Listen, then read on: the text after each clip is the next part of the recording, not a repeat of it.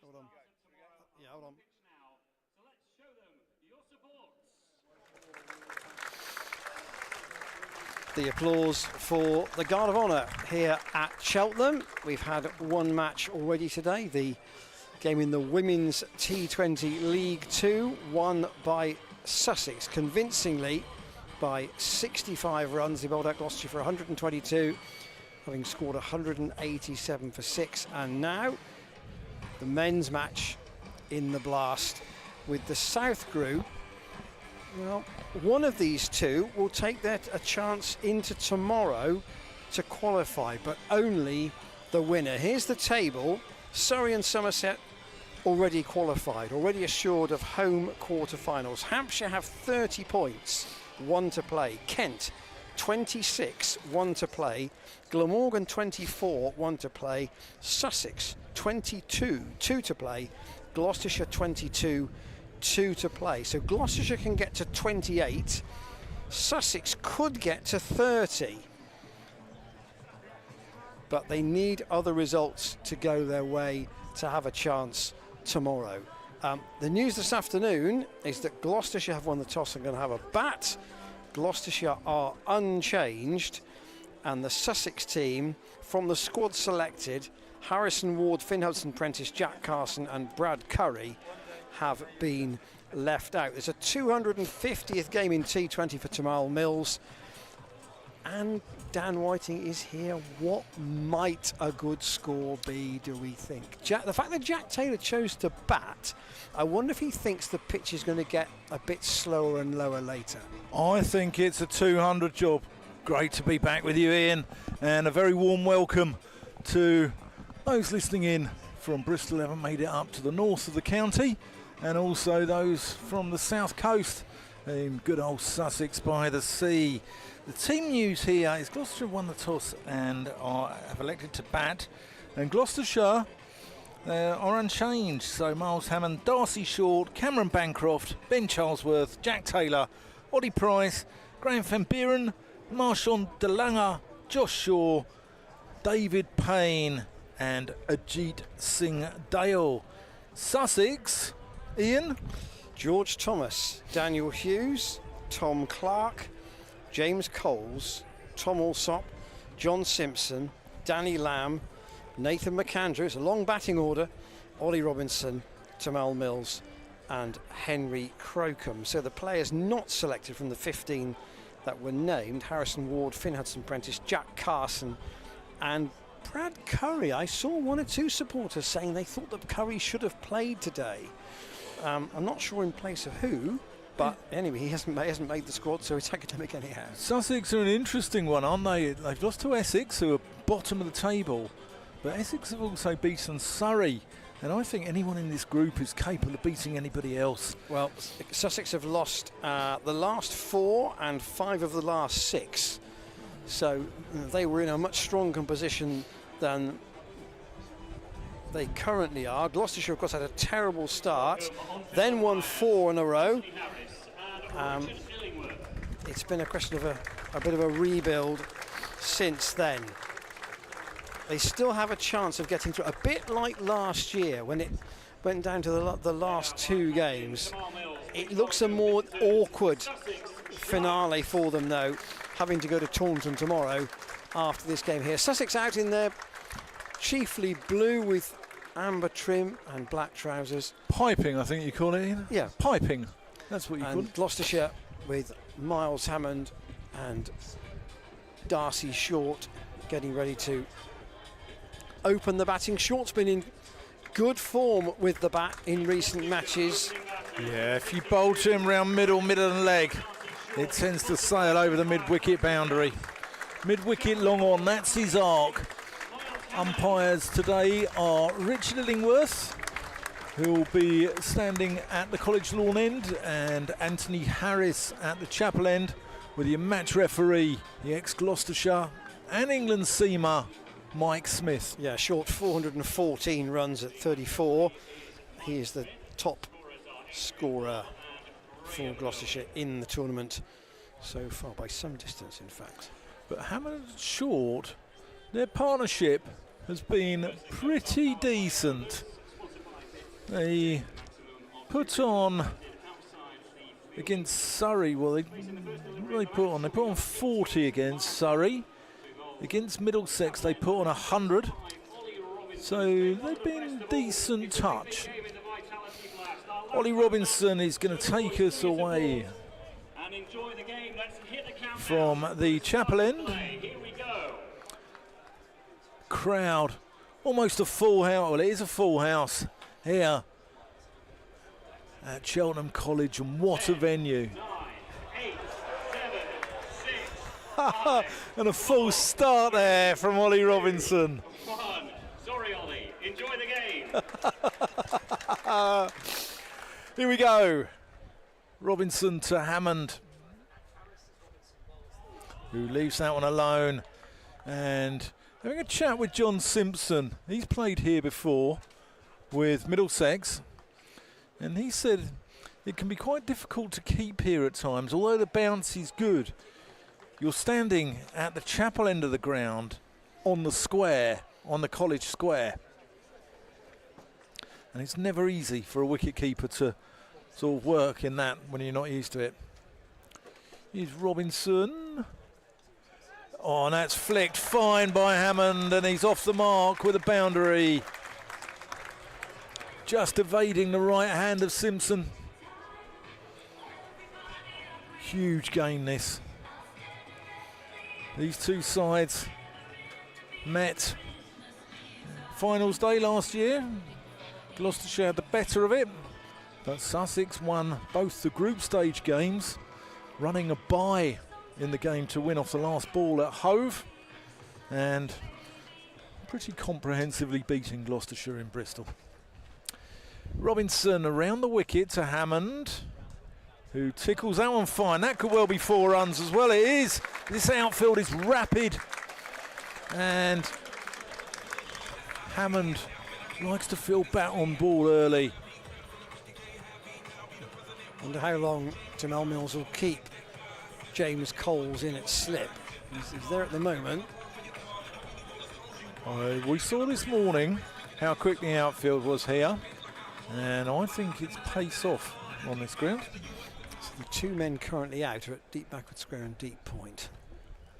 Robinson to Hammond, who leaves that one alone. Yeah, George Thomas is at deep backward point, signed from Somerset, end of last season. He played in the game at Bristol a few years ago where James Bracey got 224 and Gloucestershire rattled up, was it 470 odd? It was a very big total.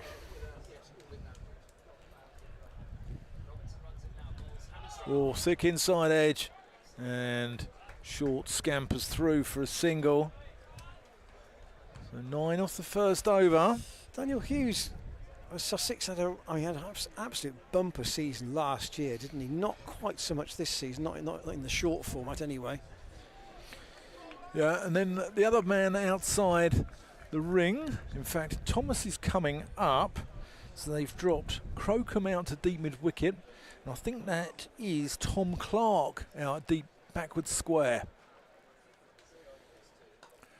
That's a lovely bit of whippage from Hammond. That's really well fielded by Clark, but Hammond comes back through for a second, and big old boundary down there. 11 off the first over, and that's a good start for the glorious Gloucesters.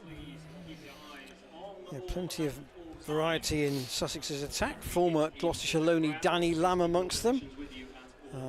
McAndrew's only missed 1 game in the T20, and he's going to open the bowling from the College lawn end. I mean, you say about full down. Full here is around about 5,000. And well, there were 100 tickets left this morning, so yeah, I think they'd have been snapped up. I'm not sure that much work is going to be going on in the offices of Cheltenham this afternoon. Quite a few people are here. Apart from Ian Randall and I, who are troopers, and we're here for you guys. So Hammond on 9 waits for the crop-haired McAndrew around the wicket, and that's aerial, but 2 bounces out to the fielder at deep point. Must be 1 there. And the fact that these 2 sides, they both got to finals day last year and find themselves in the bottom half of the group this time round, shows that the South group remains a really difficult one to get out of. Dare I say, the extra buying power of Surrey and the likes at the top. Hampshire's generally good record, a dot ball from McAndrew. Short just... I'm not sure whether he would have... I don't think he would have played here before for any of the... He's been at Hampshire and at Durham. Short. Yeah, no, he's never played here. Yeah, I interviewed him. We've got a podcast coming out called Being Glorious next couple of days, and he's never played here. It's a good interview with him and Cameron Bancroft. Tune in. 12 for no wicket in the second. McAndrew's approach is a straight one past umpire Illingworth. Not much bounce there. Taken quite low down by Simpson. Simpson's been possibly the finest bit of recruitment by any county in the last couple of years. He's Sussex Red Bull skipper, scored over 1,000 runs last year. I think he's got 400s this year as well. And Jack Russell says he's world-class wicket keeper, and said technically he's described as unfussy because his footwork gets him into such good positions. McAndrew again. It's brisk and accurate at the moment. Short just having a look. So the expectation would be Bancroft at 3, and then Ben Charlesworth batted at 4 at Cardiff on Sunday. Batted well. So that's a bit of a shuffle. Ollie Price dropping down. Is to be seen whether that happens here or not. Obviously the 2 left-handers opening. Short waits. That's off the bottom of the bat. Good stop. That full stretch by Crocombe. Brilliant. Absolutely superb. Stop 4 runs. Yeah, Coles is coming out slip. Yeah, going back to Simpson, I just think that London cricket fans were very lucky to have Simpson on the north of the Thames, Folkes on the south in recent years. It's like having Shilton and Clements for England. It's just a shame that England went to pick Joe Corrigan over the years.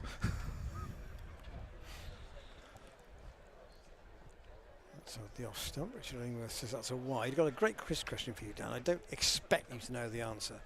Obviously, Tom Smith's announcement today of his retirement as a player, nearly 38 years old, just done quite an emotional interview about 20 minutes before play started. Yeah, it's lovely. And here was his ex-Sussex. And Sussex came here in a one-day cup game in 2016, in which Smith took 4 wickets. Here is McAndrew in, and tossed out on the offside by Short. It's a good over. It's a good start. Just 2 singles from it, and 13 without loss. So can you tell me the Sussex player who made his one-day cup debut in that match? And can you tell me who the Gloucestershire wicketkeeper was? One might be easier for you than the other. Is the player still playing for Sussex? Yes. Ollie Robinson? No. Tim L. Mills? No. Change of bowling for Sussex Sharks, number 7 and captain, Jamal Mills. Sussex don't see a lot of him though.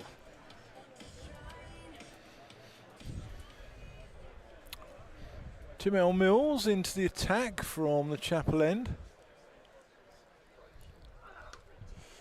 That's whipped away by Hammond. Great work again out on the deep backward square boundary by Clark. Gloucestershire wicket keeper. I'm going to go for Yeah, so Stephen Adshead. Yeah, a bit of a clue. he only played one championship game, one T20, and one 50 over. So, and I'm not No. So I didn't think you'd didn't think that would be too easy. But the other man you might have heard of. Oh, that's a nice shot, but only out to Thomas. Deep backward point. Mills bowling to his field. One of the top T20 bowlers in recent years.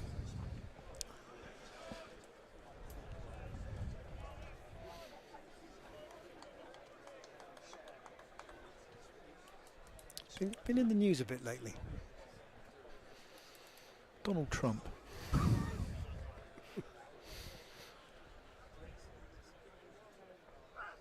Oh, big, booming swing from Darcy Shaw, from Miles Hammond, sorry. He's been in the news quite a bit recently. No, go on. Jofra. Oh, of course. Of course. Glided in when he bowled here that day. And I think a lot of people looked at him and thought, ooh, he's a talent. Yeah. They weren't wrong. In my interview with Darcy Shaw on Being Glorious, he describes him as being the quickest he's ever faced. But this guy's no slouch.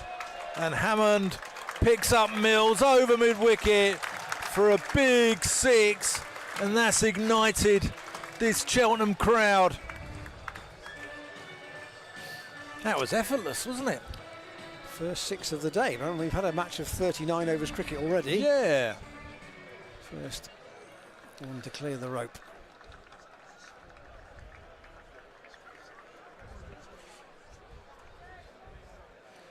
Mark Thorburn from the Gloucestershire backroom staff sitting alongside us. He'll have purred with approval at that one.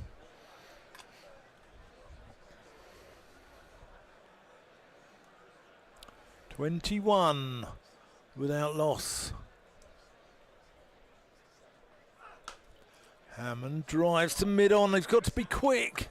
And short is. It's quite a bobbly outfield, this. Well, I say they picked McAndrew there, but he wouldn't be a real sprinter towards the ball. Not in the way that I think you'd feel. For certain fielders, you just wouldn't take a sharp single to. Not like your namesake, Derek Randall.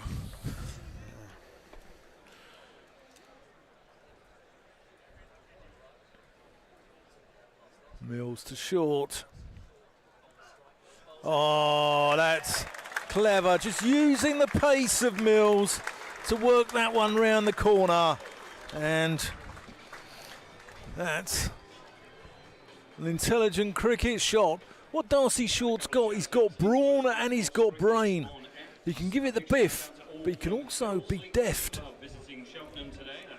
26 without loss at the end of the third. Hammond's on 18, Short on 7. You listen to me, Dan Whiting with Ian Randall, live from Cheltenham College at the Towergate Cheltenham Festival. And what an occasion it is. Full house, Thursday afternoon game, 4 o'clock in the afternoon start. Change of ends for Robinson. So he's going to bowl to Hammond from the College lawn end. Again coming round the wicket. Slower ball and beautifully picked out by James Coles. One-handed.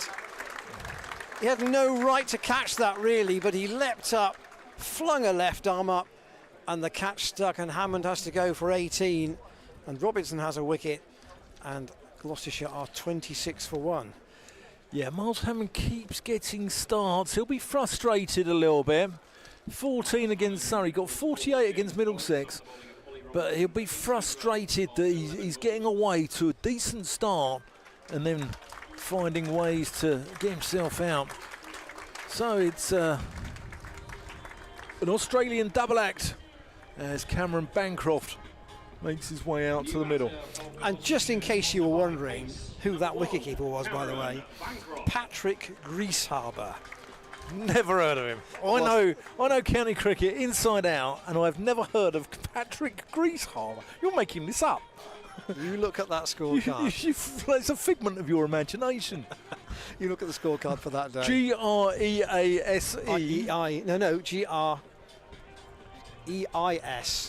Greishaber. Oh, okay. And the scary thing is he's still only 28 now. Wow.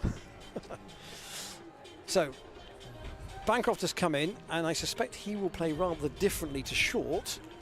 He will be ready to accumulate. That's the normal pattern. Robinson to bowl to him. And that's just steered down to the offside. Tom Alsop got a good left arm. He's one of those rarities, Alsop. He's a good fielder who can, well, he's a good fielder who can keep wicket as well. Yeah. You mentioned it this morning, but Dominic Goodman's on his way from Gloucestershire to Sussex on a 3-year deal, announced last week. And best of luck to Dominic on the south coast. Bancroft stepping inside the line from Robinson. And good backing up from Short means they can come through for a leg bite. So as I say, to remind you of the table, Hampshire all but in with their 30 points behind Somerset and Surrey, who have qualified. And then Kent, Glamorgan, Sussex and Gloucestershire really battling for one spot, you would think. And one of these two will have a chance tomorrow. Who will it be? Robinson in, slower ball. Waited for by Short, who's just clipped it up to McAndrew at mid-on. He also, I think, just inferred there was a bobble before the ball reached him. So in the power play, Robinson's got Coles out on the leg side boundary at sort of a straightish mid-wicket, and the other man out at deep square is George Thomas. Robinson into Short, who tries to punch that through the offside but can't do it. He's been quite quiet, Darcy Short, by his standards, but often he has a look, and then it's sort of towards the end of the power play, and up to about 12, 13 overs that he can really muscle the ball over the ropes. Robinson pitched up almost Yorker length there, almost got through as well. Short dug that out. It's squirted out to Thomas for a single. It's a good over from Robinson, having changed ends. And 28 for 1. Robinson has 1 for 12. Mills' opening over cost 13. Nathan McAndrew just with 2 runs from his opening over, and he's going to change ends as well now and have a go from the College Chapel end. Yeah, interestingly, only 4 runs of the 28 so far have come from the bowling from the College lawn end of the ground.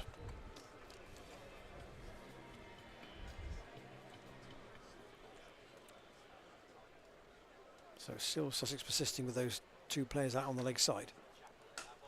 Bang! Oh, he's dropped! That is a goober by Ollie Robinson. Darcy Short dropped on 8. And how crucial will that be in the context of this game? Didn't have to move. It was low, but it was kind of ankle height. You'd expect him to catch those. Oh, yeah. I'd expect you to catch them, Ian. Stretching a point. Short. Just struggling to get it away at the moment. But McAndrew, parsimonious. Adrian Harms from our colleagues at BBC Sussex made a point about McAndrew before the match started today. He said he's one of those sort of gnarly Australians. He's always fit. he's always fit to play, and that's the kind of overseas player you want, isn't it? Yeah. Particularly if he's a bowler. That's over the top. Darcy Short, couple of bounces and runs away to the players and families enclosure. Down by, what's that scorebox called here, Ian, down in the corner? That's I think that's the Martin Stovold scorebox. Martin Stovold scorebox, that's it. So Servant of Gloucestershire.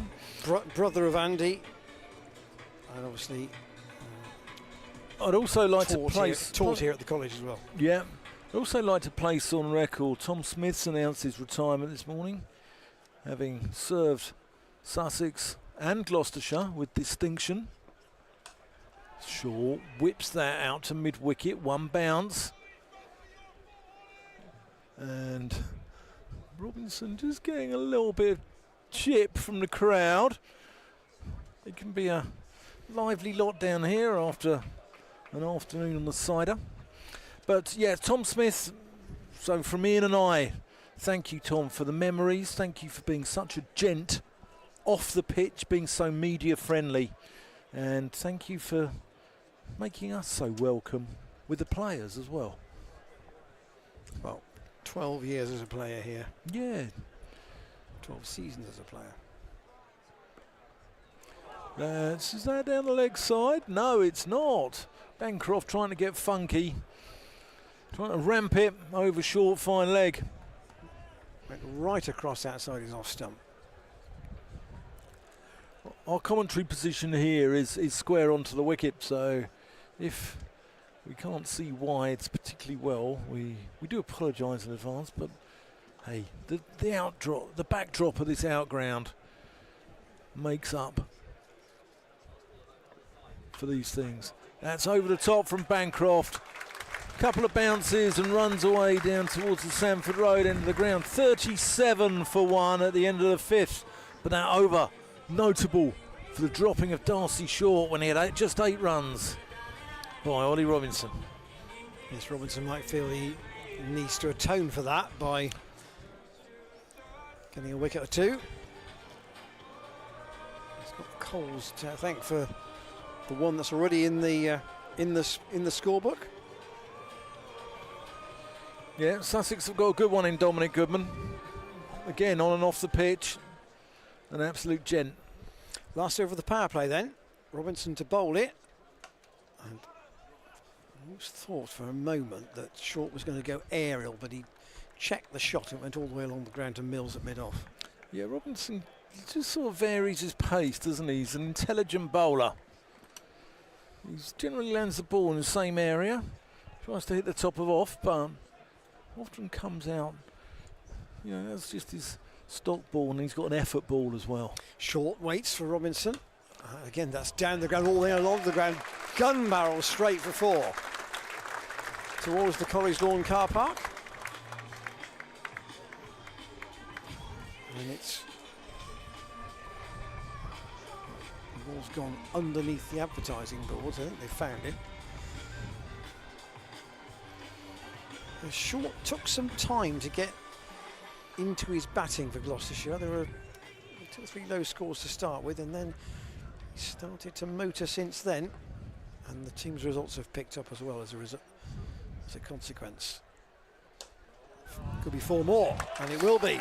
That's a little bit straight, a little bit wider rather on the offside, but that's gone towards the most heavily populated of the corporate marquees. And it will race away. Ollie Robinson's got no one to blame but himself. He could be bowling at Ben Charlesworth right now. Short has 21.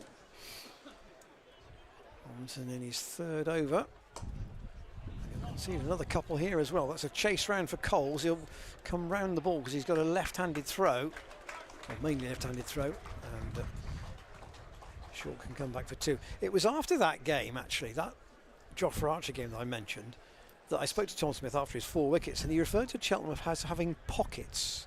Yeah. And the pockets are because the playing area is a slightly odd shape. It's further long than it is wide. So you play it into the corners of the oblong, if that makes sense, and that's where you pick up your extra runs. Robinson in with a short ball bouncer, a slower ball bouncer almost, which is misread by the left-handed Darcy Short, and it goes through to Simpson. But I think that was it is an accurate point. Where are you going to run a 3 at Cheltenham? You've got to play the shot with the right weight. There's not many 3s here. No, and it's got to go right into one of those corners that he spoke about. But on a day like today, when the upward's so fast, running a 3 would be very difficult. Short again from Robinson. That's chopped away for 4 more by Darcy Short. Cut away down towards the boundary at point, and Gloucestershire have 50 up at the end of the power play. Yeah, the only wicket to fall had a bit of an Oxfordshire connection. James Coles brilliantly catching Miles Hammond off the bowling of Ollie Robinson. And Coles is now going to have a bowl. Yeah, he's going to come into the attack. He's a fine cricketer, this lad. He really is. I mean, he was when Sussex decided they were going to go back to the creche to pick their team. Yeah, Coles was one of the ones, and he's still only 21. It's really surprising that he's played so much cricket at his age. Yeah, him, Crocombe. Bancroft whips that one out to Alsop. Jack Carson as well. He's not playing today, but yeah, he's taking a lot of championship wickets. Yeah, no, they've got some good ones, but it's their recruitment that's been so good in the county championship. John Simpson was a masterpiece. Jaden Seals been excellent. Daniel Hughes has been a fine signing as well. The man down in front of us, Tom Alsop. Yeah, more than useful when signed from Hampshire. Well, that's gone up in the air. Is he going to get away with it? Yes, he is. And the ball's going to spin and kick on. And that's good work, actually. That's not an easy boundary to save. Daniel Hughes, I think, on the chase. Yeah. That would have been an absolutely spectacular catch. He might have dived to try and get it, but it was just coming over his shoulder. Too far for him to contemplate that potential dive. It was always swirling away from him, wasn't it? Short just works this one again into the pocket, but Bancroft doesn't fancy the second. Coles just bowling tidily. Left arm spinner.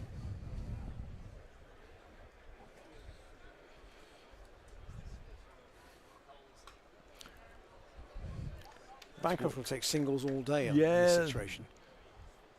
Hits a boundary, just one gets down the other end. That's classic Cameron Bancroft. Also got 9 wickets in the tournament this season. He came out with an interesting one, because I said to both him and Darcy, who are the quickest you faced? That's tried a sweep there, quicker ball from Coles. And an appeal so for Short said Simpson. Archer. Short said Archer. If you've heard of this guy, he's on the fringes of the Australian side. Short just nurdles that one into the leg side, and they'll take one. Tidy over from Coles, 7 off it. Or 6 off it, sorry. And Gloucestershire are 57 for 1 at the end of the 7th. It's a Western Australian, a guy called Lance Morris, who's well thought of in Australia as rapid. Banger said he puts on a chest guard, a rib guard, every sort of guard you can imagine. So the nets at the Wacker or Western Australia are a little bit sporting. Thought he spoke very well, Cameron Bancroft. So this will be interesting. Danny Lamb from the college lawn end. Obviously had a loan spell at Gloucestershire when he was at Lancashire. I think then went loan to Sussex and then permanent to Sussex. And Simpson standing up. It's interesting. Lancashire come here next week, don't they? And they've struggled in the last few years. If you think of their side they could have had, who've come through their system, they've let go. One keeping wicket out there in John Simpson, one bowling here, Danny Lamb, the Parkinson twins. Lamb holds the ball quite tightly in 2 hands as he delivers it, and that means that Short can't see it until it's literally being bowled, and he can't middle it either on this occasion, and Lamb fields off his own bowling. So out of the power play, Sussex have got a field with three behind square. And that's punched down the ground by Short. That might go all the way for 4. He's placed that really well off the back foot. He's crunched that away to long off. And the fielder, who was very straight, coming round to try and cut the ball off, couldn't do it. He absolutely bullies it, doesn't he? He hits it so hard. Darcy Short. So Mills has got a short third man, a backward point, an orthodox point, and a short fine leg. Lamb bowling round the wicket to the left-handed Short. That's just pushed out into the offside James Coleswell field. So Bancroft's not had much of the strike at the moment, and that probably suits Gloucestershire fine, because Short has got 36 and Bancroft is just rotating the strike and letting his countrymen have as much of the bowling as possible. McAndrew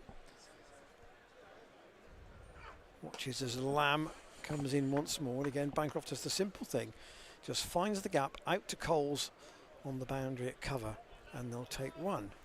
Last time we were here for a T20 game, Gloucestershire absolutely smashed Glamorgan, didn't they? Jack Taylor got big score. They got 200 plus and then bowled Glamorgan out for 80 here on the day of the Euros final. Lamb in once more, Short again. Can't repeat the dose. He tried to off the back foot. A slight fumble from Crocombe, but they will only get 1 for it. So the damage of losing Hammond doesn't look to have been too much of a problem for Gloucestershire at the moment. 64 for 1. And the important thing is the wickets column only has 1 in it at the moment. So still Charlesworth, Taylor, Ollie Price and Van Beeren to come. A lot of potential there for quick scoring. And Mills is going to bring himself back. Yeah, he had a good campaign last year in T20. I think he was 3rd in the wickets table behind David Payne and Matt Taylor. Notably, all left-arm seamers. He's taken 18 this season. Only McAndrew for Sussex has taken more. So here he comes from the Chapel End. Short fiddles this one, backward square, and he'll pick up 1 more to the total. In fact, McAndrew and Mills by some distance Sussex's most successful bowlers in terms of wickets. After those two, Henry Crocombe has 10, nobody else in double figures. So those two have held a big say, so to speak, in the Sussex wins. Big thanks to Callie Barlow and her daughter Fee, who brought us some cakes as well. Dan saving his for the mid-innings break. I am actually. That's clubbed by Bancroft to mid-wicket. Do you still go with your pace-off suggestion? Yeah, here? I do, yeah, very much so. Very much so. Looks as if Bancroft didn't time that last shot. No, he didn't.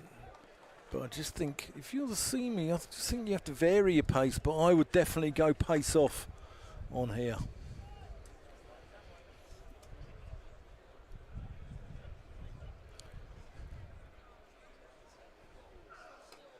Short has hit a huge one over backward square, almost into the hospital, and picks up 6 runs. Yeah, we get so many cakes and nice things. I always leave Cheltenham thinking I'm going to come out of here with type 2 diabetes. You might end the festival half a stone heavier than when you arrived. Well, you know, got to take one for the team, Ian. You've got to be a team man. Yeah, that went into the old Petesians marquee. That ball. I don't think who was gone to find it so far thrown it back. They're too busy on the cider. They love Cheltenham, don't they, the old Patesians? And here's Tom Smith on his duty for the day to bring the box of balls out for umpire Illingworth. They certainly maximised their opportunity, let's say. There are a number of tents around. There's Chris Coley's got a tent over there as well, hasn't he? He has. That's the one closest to the stand. That's the one which a lot of the what you might call the additional festival events are in there. Richard Illingworth decided he's found a ball that's about 9 overs old, and he's going to full far brace down in front of us. Just having a chat with Tom Alsop, giving him some words of wisdom. An essential part of the rebuild at Sussex. Oh, he's done a brilliant job. Yeah. Oh, that's been crunched backward of square. 50 partnership between these two. Darcy Short's got 41 of those. Cameron Bancroft's got 8. But no one, absolutely no one, was stopping that. It was hit with such ferocious power by the man from Northern Territories. And Gloucestershire will know that, yes, they need to win this game, but if they could win it by a good margin, that would be a massive help for them in the equation tomorrow. Short, watchful there. 12 off the over so far. So only the third over has been more expensive than this one.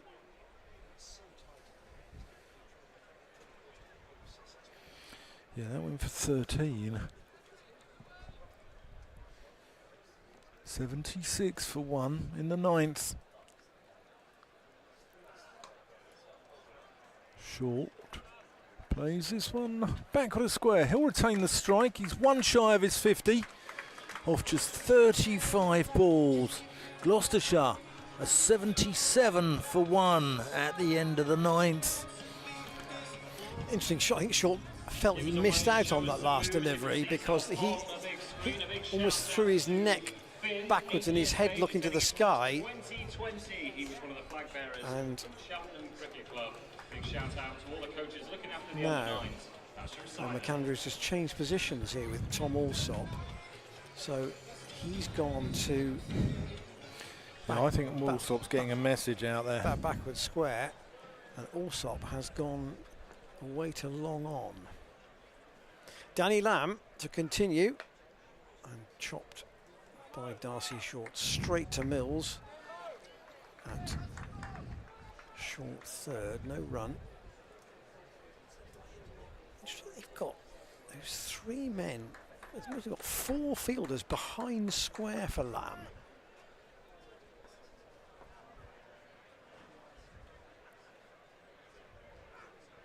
To stop the cut. There is the half century for Darcy Short. He'll only pick up 1 out to deep cover. But 7 fours and a 6 and 37 balls. It's certainly the platform has been set by Short. Now what can he do to use it as a springboard for this Gloucestershire innings?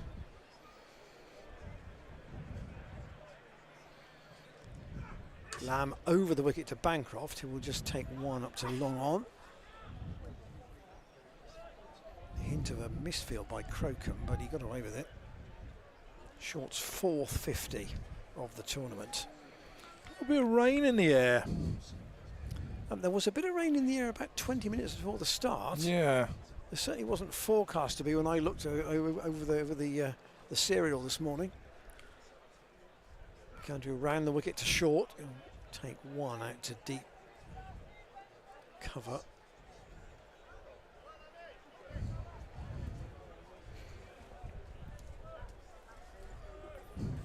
Tom Clark's out on the boundary out there. He was the one who was waving the ball way over his shoulders, and that 6 from Short went into the old Petitians marquee. Penny for Ollie Robinson's thoughts right now, Ian. Yep, he dropped Short when he made only 8. Here is Lamb into Bancroft, tries the paddle, and he's steered that away from the reach of Daniel Hughes, and it's going to go all the way to the Chapel End boundary for 4. Very, very fine. Nothing Hughes could do. But yeah, that looks an expensive miss now, doesn't it? Certainly does. Almost appeared to hit him on the sort of area of the hand by the thumb, where there's a bit more. The heel of the hand. Yeah, almost. There's a bit more tissue there, but didn't stop the ball bouncing out. Bancroft, that's a pleasant shot. Chase for Coles round the rope. Good stop from him. He was concerned in saving the 4, but Gloucestershire still get 2 more. Bancroft changing his normal policy of only picking up singles, but 86 for 1. So the Sussex women earlier on today got 187. Would you take 187 from here? Yeah, I would. I think Gloucestershire have been a little bit guilty of being in this position this season. And as Mark Lane said, maybe trying to accelerate from 0 to 60 too quickly. And I think what they need to do is get themselves into a position in 5 overs where they're on 130. And then the last 5 overs, you can get 60 off that, can't you? You can go at 12s. James Coles back into the attack at the halfway point. Darcy's often got to 50, 60, 70 and not gone on. You know, saw Dan Lawrence get 120 for Surrey. If he can get a 120 here, that could be crucial to Gloucestershire's chances. Here's Coles. That's big. Short has almost hit that into Cleve Hill in the distance. That was, I'm afraid, a pie. It was a half tracker. Yeah, that was a really poor ball, particularly on a small outground like this. It's one of those grounds where you just can't go short because the sides are small. The ends are quite long, but the sides are small. Shaw goes again and plonks this one over the stand and into the fish and chip shop.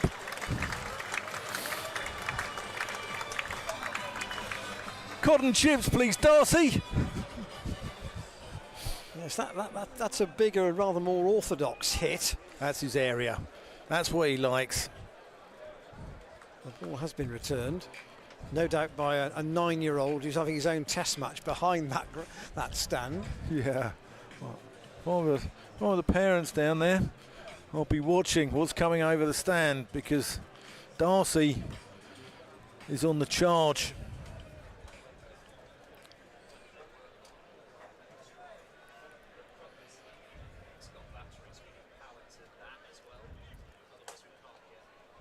Driven out to long off, just 1.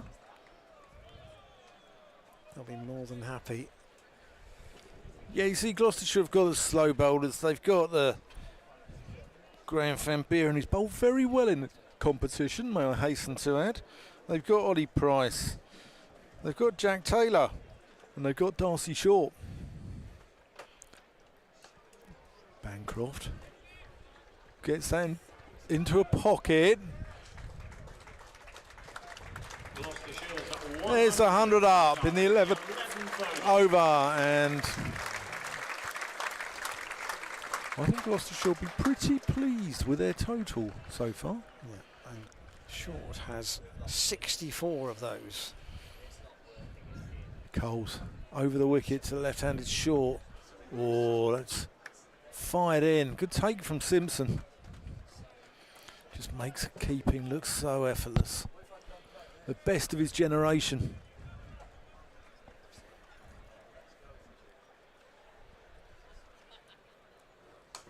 Smashed by Shaw out to long off. Oh, and a misfield. And they're going to come back for 2. That's no fault of the fielder down there, who I think is George Thomas, isn't it? Yes, it is. I'm sure with his Somerset connections, the crowd will just give him a gentle reminder of that over the afternoon. Yeah, so Coles 2 overs for 21, Mills 2 overs for 26, McAndrew 2 overs for 11, Robinson 3 overs, 1 for 26, and Danny Lamb 2 overs for 16. What does Mills think of this? The answer is a new bowler, Henry Crocombe, to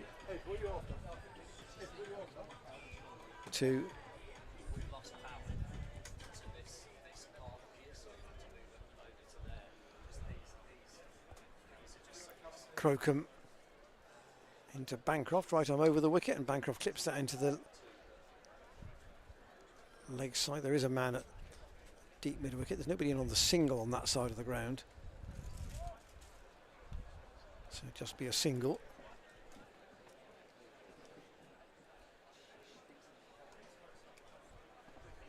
So for short, we better watch where we are at the moment.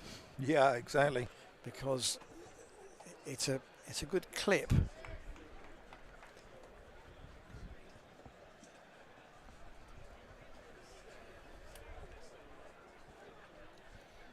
For him, I mean, we have seen, as somebody said earlier today, Matthew Waite hit a ball in a one-day game over this pavilion onto the road, which is that's a fair old strike.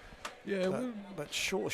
If Short was to really middle one, I think Bracey did that a couple of years ago here. Put one into the road. So here's Crocombe with that familiar shuffle at the start of his run. Comes in and bowls, and that's a short, slower ball bouncer.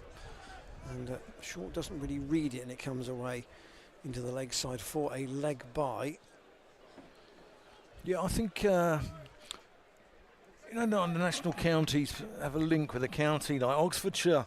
Even though Gloucestershire, of course, so many players, Oxfordshire is now Sussex, isn't it? And Gloucestershire's is Wiltshire, and played Wiltshire here, and Bracey put one into the road. Crocombe. A slower ball again. Back of a length, and Bancroft can't pierce the field. And Danny Lamb does the honours at short extra. So a long on out. A deep straight mid wicket and a deep backward square, all on the leg side, all on the rope. A Yorker from Crocombe, dug out by Bancroft, who will try and squeeze 2 out of this with good placement and hard running, and he's got 2 out of it by scuttling back for the second. Allsop. Good weight of shot. Yeah, and Tom Clark with the 2 on the pursuit, but it was played into a gap where he knew that if he ran the first one hard, then he might get back for a couple. Bancroft onto 19, waits for Crocombe, pulls it into the onside. It'll drop well short of Clark this time, and they'll just take 1. That was a quick bouncer, I thought. Crocombe can get it through a fair lick.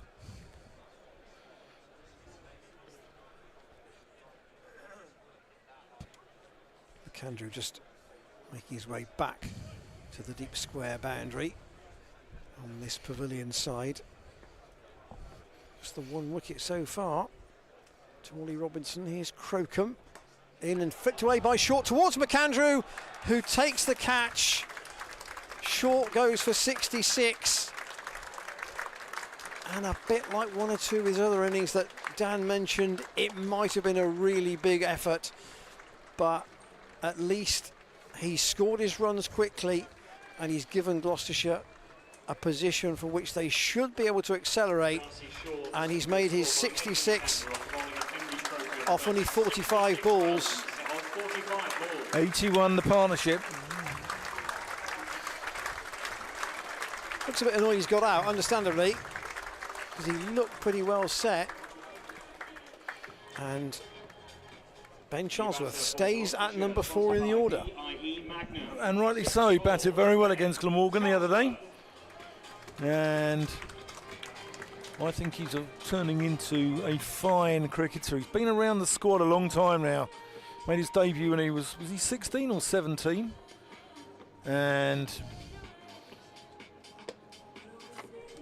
his bowling has been superb for Gloucestershire in the competition.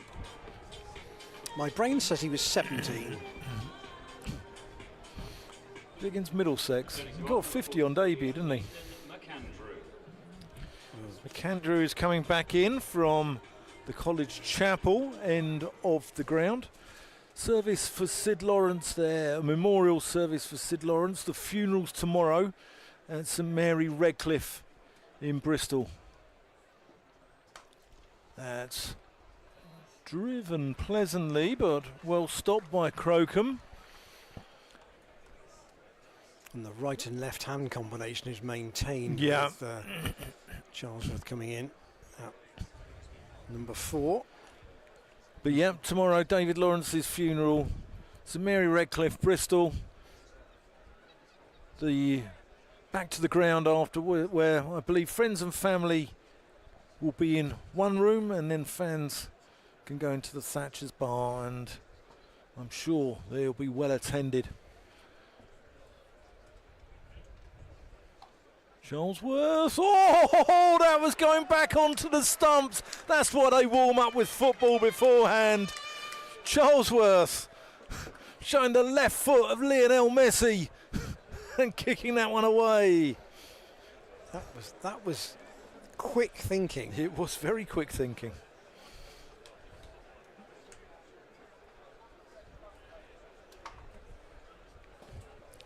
Only he will know how close that was, because we're side on. You couldn't really tell by the angle, but he will have known. Just works that one back with a square. Off the bat this time. Yeah. I think he deserves a 3-year deal at Oxford United for that one. I think from Abingdon. I think, to quote a phrase that all seem to follow our late colleague Bob Hunt around the county circuit when he's doing ball for the BBC. I've never seen that anywhere ever before in my life at a cricket match. Well, the unusual used to follow Bob around. It really did. That's smashed by Bancroft straight down the ground. Is it going to bisect the two fielders? No. That's great work from, I think that's Crocombe down there. And keeps them to 2. Yeah, two converging on the ball just in case one missed it. Usual, and it's a very simple thing. Yeah. To say the second one goes behind as an insurance policy, doesn't he? You know, you learn it when you're playing club cricket under 11s. Always back up the fielder. McAndrew to Bancroft, who cuts.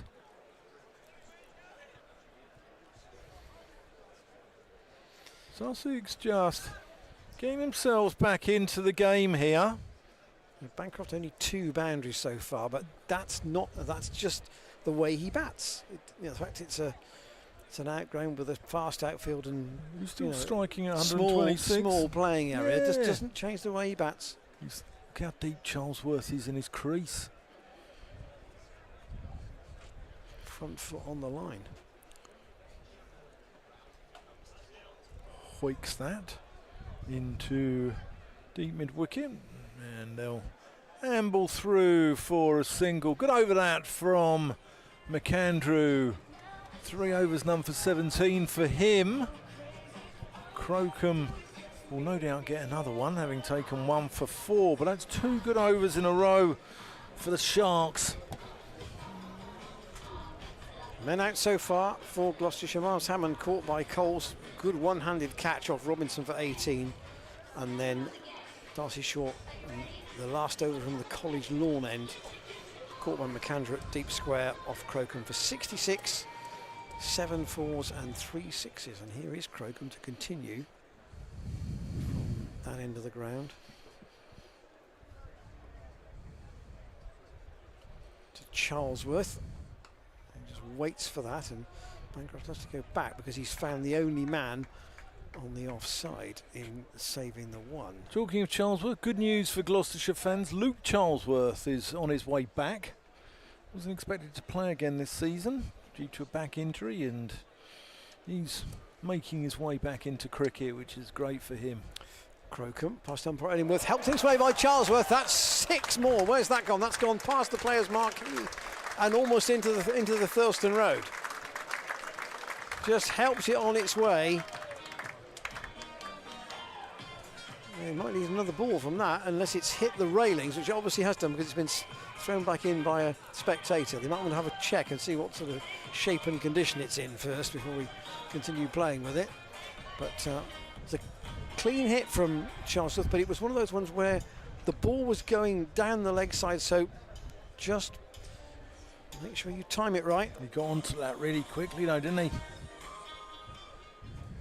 Skipper Mills watches on from mid-off. Crocombe in once more, and Charlesworth tries to repeat the dose, doesn't get as much of it, and it's fielded by Nathan McAndrew on the deep square leg boundary, only a single. That's well fielded. Hove, home of Sussex, I think is the best outfield in the country. I've played snooker on worse. It's got a slope on it, yes, but the actual outfield is superb. I don't know if it's been close to the sea, perhaps. Crocombe into Bancroft, who has smoked that for 4. That's an aggressive shot. He's picked the gap away at wide long off out towards the committee marquee. Bangers bangs that one through the covers.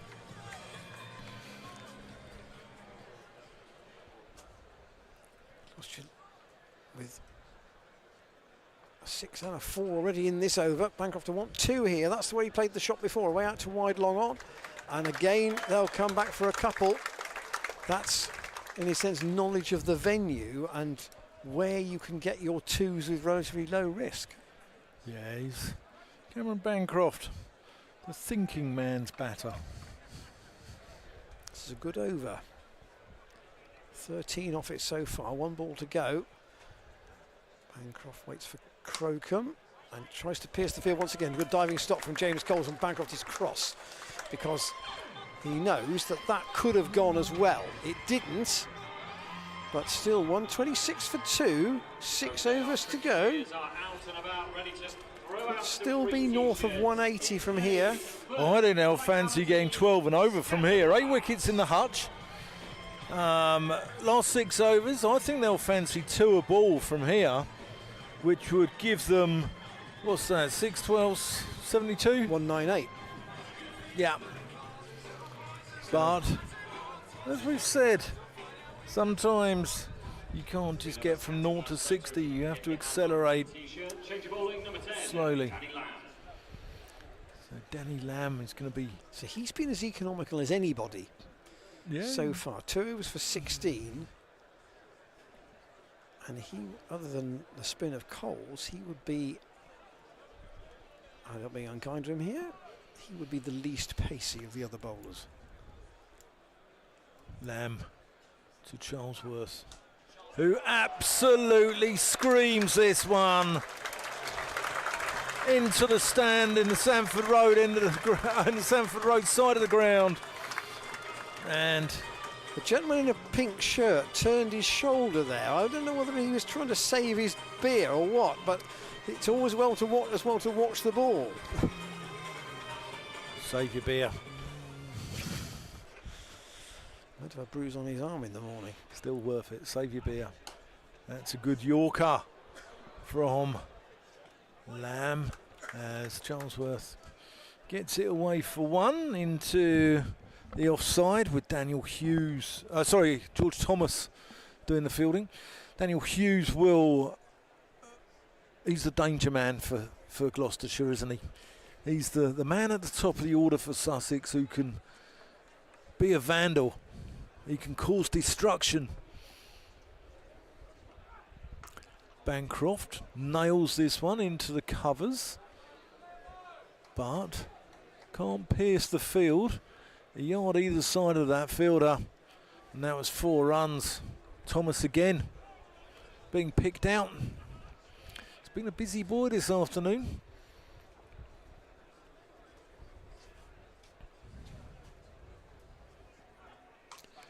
That's over the top of extra cover. Oh, it's almost wrong-footed. Crocombe out in the deep, but he does well. Snaked on him a bit, didn't it? See, that's the scenario of almost hitting that shot too hard. If that had been placed and Crocombe to run onto it, they might have got 2, but he hit it so well that it's either 4 if it bounces over the fielder, or 1 if the fielder gathers it. Charlesworth can't get that one away. Lamb going into the pitch. Where's Charlesworth going to target? I think he might fancy targeting the stained glass windows of the chapel. It's a long hit to that end of the ground. Lamb 2 dots to finish the over. Using his experience, getting out the over well. None for 24 off 3 for him. 15 overs gone. Gloucestershire 134 for 2. But the Sharks showing their teeth here. Yes, I mean, it is, but it is proving, have Sussex bowled poorly, or is it difficult to get wickets on this pitch? Is it a really good track so that, Gloucestershire are going to find it just as hard? The difference, of course, is that they will have a score on the board to defend, and Sussex will know what they're aiming for, and that can create its own problems, particularly if you think, oh, right, it's 9 and over from the outset. Gloucestershire's track record at Cheltenham is very good, though, over the years, isn't it? Here's Tamal Mills back into the attack, the skipper, and that's again slightly slower ball, and Bancroft gets on it a little bit early and therefore only works it out to deep mid-wicket. Tom Clark again does the fielding.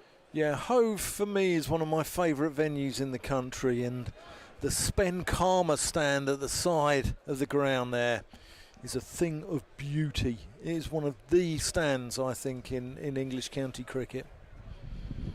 Double-decker. Hanging baskets adorning the top tier. Oh, to be in England in the summertime. Mills going over the wicket to Charlesworth. Chops it into the ground. And, ooh, Daniel Hughes thought about a shot at the stumps there and changed his mind. There's nobody covering the stumps, so he didn't want to give away an overthrow. Yeah, I think Allsop was going to be in off that boundary and off the line quite quickly. Just meant it was a single.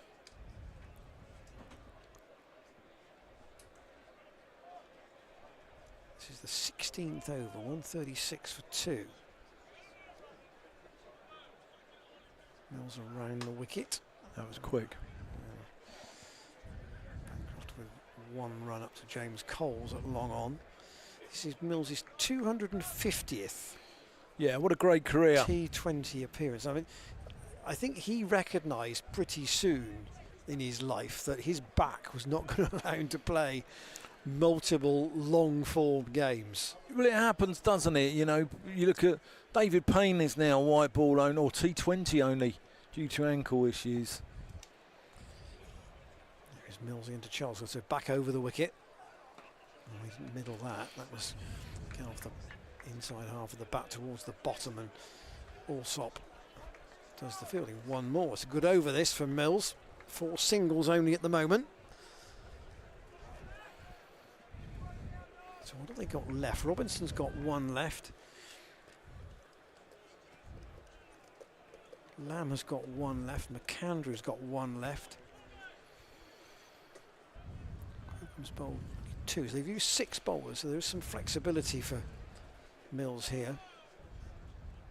Bancroft deep in his crease. Oh, that was given us a wide. Yes, it was a loose one from Mills, going for the slower ball. Almost the Yorker with the slower ball, so 2 variations in 1. Yeah, originally we thought about that, didn't they? Well, as to whether it was a no ball on height. Yeah, I don't think it was. I think it was below waist height, but I think he ummed and ahed on the width of the wide. Bancroft on 33.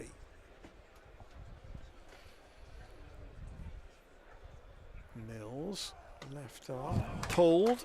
Is that got enough power on it? It has. He's got full value for that. There is a man at deep square, but he's behind square, and Bancroft pulled it just in front. So even with only 10 or 15 yards to make up, the ball still beat the fielder into the boards for 4. Bancroft to 37.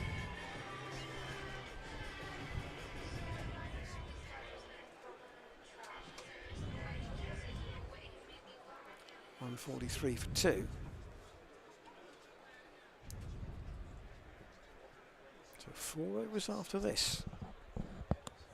Now to Bancroft again. That was a little bit off the bottom of the bat, but he's going to get 1, and Bancroft had no thought of a second run. Charlesworth did fleetingly and soon turned round when he saw that the ball was in Tom Clark's hands. So 1 boundary and a single off every other legal delivery. 144 for 2. 4 overs to go. Yeah, I'm not sure they're going to get 200 here, but I think they'll get something north of 180. Well, which means that, you know, the Sussex chase will be very similar to that faced Gloucestershire women this morning. Crocombe coming back earlier in. this afternoon, to be more accurate. Where's the time gone in? Where's the time gone? It's been a long day, hasn't it? I brought a raincoat today, just in case. Oh, Ian. Just in case. Pulled by Bancroft, but only out to McAndrew at deep backward square. Probably feels he missed out there. I thought that one might be coming towards us. Well, Jack Taylor loves batting at Cheltenham, but he may not get very long today if he gets a chance at all. He'd almost certainly come in next. But, you know, 5,000 here on a Thursday afternoon shows the thirst for cricket here. That's played nicely. Allsop gets everything behind that, as you've got to here.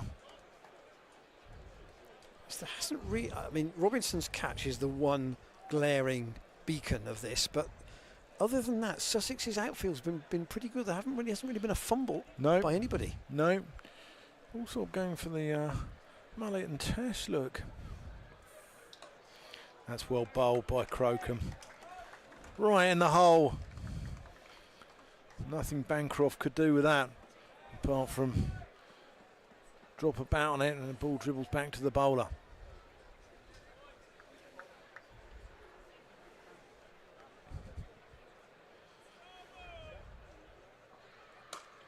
It's pulled into the leg side.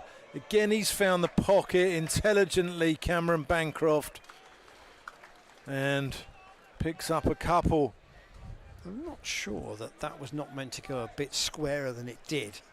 It ended up going, as you say, almost to like a straight long on. The chase was from Robinson and Allsop, but if he'd have pulled it square, he'd have got 4. Scream down the ground, that's 4 runs. The Western Australian at home in the West Country brings up the 150, and he moves into the 40s, I think, Bancroft, with that. Yes, he's just picking up the baton where Short left off. He's on 45, he was in the 40s. Only 7 dots he's faced, so in terms of rotation of the strike, he's been really good. And that's bowled him. That was a lot quicker from Crocombe, and that is stump carnage from Crocombe.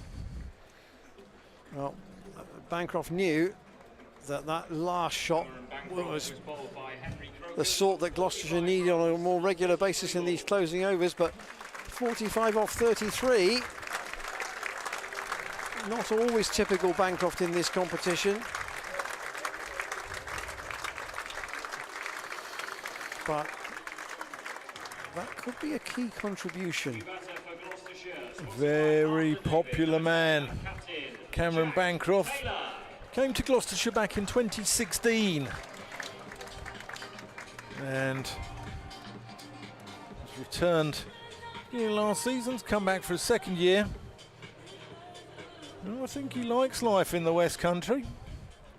Returning to ball, number 10, Danny Lack. So 3 overs to go. Jack Taylor has come in. Yeah. Number 5. So Ollie Price, Graham van Buren would be sat padded up. Yeah, if Bancroft can achieve the status that Michael Klinger did at Gloucestershire, he'll be revered. He will be revered. Here is Danny Lamb to bowl his last over, the 18th, and it's whipped away by Charlesworth for 4 to deep square. McAndrew didn't have a lot of ground to make up there, but Charlesworth got that away quickly and travels so quickly off this outfield. Charlesworth batted well at Cardiff on Sunday. Waits once more deep in his crease for Lamb to bowl to him, and that's beaten McAndrew once more. That's 6, and it's well caught by Becca Halliday in the players area, sat on the front bench, and she's got up and caught that as if someone's thrown her a peach. Well, she caught a Sussex skipper, Kiara Green, this morning, and now she's just caught Ben Charlesworth this afternoon. 162 for 3. What can Charlesworth do this time? That's very fine. He's got anything on that? Or has it gone off the pad? I think he's got a tickle on that, and he has. It's 4 more. Yeah, 14 off 3 balls. He's on the charge. Ben Charlesworth. This could be a really important over for Gloucestershire if they can pick up a sequence of boundaries. 4-6-4 at the moment, so 14 off the first 3 balls. It's still 2 overs after this one. So Mills is just making a change due to his field. He's bringing long off into the circle. And he's putting long on out. Lamb saying round the wicket. And that goes towards long on, but that's 4 more. 1 bounce. And Lamb, who's bowled really well in the first 3 overs, is getting cut about everywhere here. Charlesworth was batting at 6 a few weeks ago and floundering, wasn't he? They promoted him up to 4 and he's thrived. 37 off 17. I think he's really matured as a cricketer as well as an individual. I mean, when we speak to him, he speaks so well, doesn't he? But I think he's really matured as a cricketer as well. So Lamb suddenly being put to the slaughter here. That's all. That might be a no ball for height, potentially. You're going to get 2 anyway. Good run round from Tom Clark, and umpire Illingworth says no, that's okay. He's just checked with Ant Harris, and they've said it's fine. 39 for Charlesworth.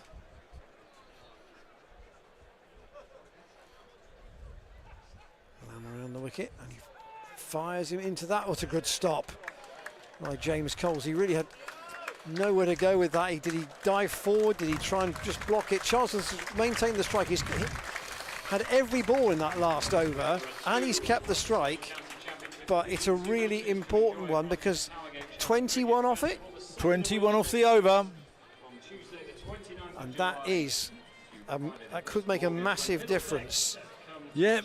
That's the sort of over that tips a game sometimes, isn't it? Certainly is. If you're watching at home and you fancy coming down here, the tickets available for the games against Lancashire, 4-day game starting on Tuesday, and then Middlesex on the 29th of July, and the 50 over game against Derbyshire on the 6th of August. Is that right? 5th of August. Tuesday the 5th. And tickets are available on the Gloucestershire website, www.glossccc.co.uk. Here's Crocombe, last over for him. Oh, Charlesworth Q ends that. More chalk, Benjamin. Danny Lamb's stint is over. 4 overs, none for 45. He was going along quite nicely until Charlesworth collared him for that over of 21. Right, Jack Taylor's not going to mess around. He's got 11 balls left. Doesn't mess around when he's got 15 overs left. Yes, I think it'll be. There won't be a sighter here, I don't think. There might be one, perhaps. He might give himself one, but I suspect not. Here it is, Crocombe. Slower ball and a wide. Anthony Harris took his time about giving that. Only the third wide Sussex have bowled. Gloucestershire have got to be just as disciplined when they take the field. That beer tent down the bottom is absolutely packed to the rafters. There's songs coming out of it. That's a big hit there, but I don't think Taylor's cleared the field, and no, he hasn't. And he departs for a duck, caught in the deep by Ollie Robinson, who atones for his earlier error. And Crocombe picks up his third wicket of the innings. Yes, Robinson didn't get much applause for that catch, but they soon picked up on the fact that he dropped the earlier one, and the crowd at that end of the ground, and Robinson too, not exactly celebrating the dismissal of Jack Taylor, but in the situation that he was in, it is an all or nothing. I mean, we might see a bit of a little clatter of wickets here. We might. I mean, semi-inevitable.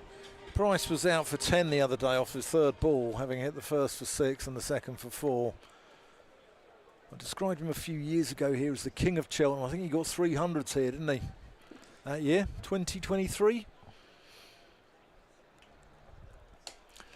As he gets that one into a pocket, he's going to get 2 here. Ollie Price off the mark. Yes, Charlesworth has got 41.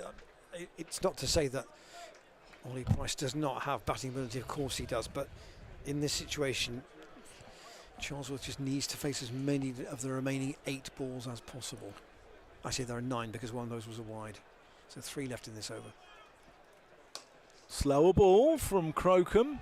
That's been drilled down the ground, and they settle for 1. That's not a bad decision. The crowd not overly happy with that, but remember Ollie Robinson gathered with one hand, pirouetted and threw down 1 stump in the game between these two at Bristol last year.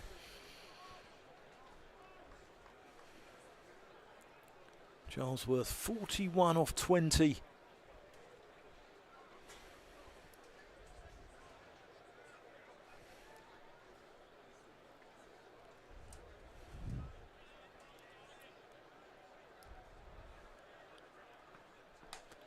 Where's that gone?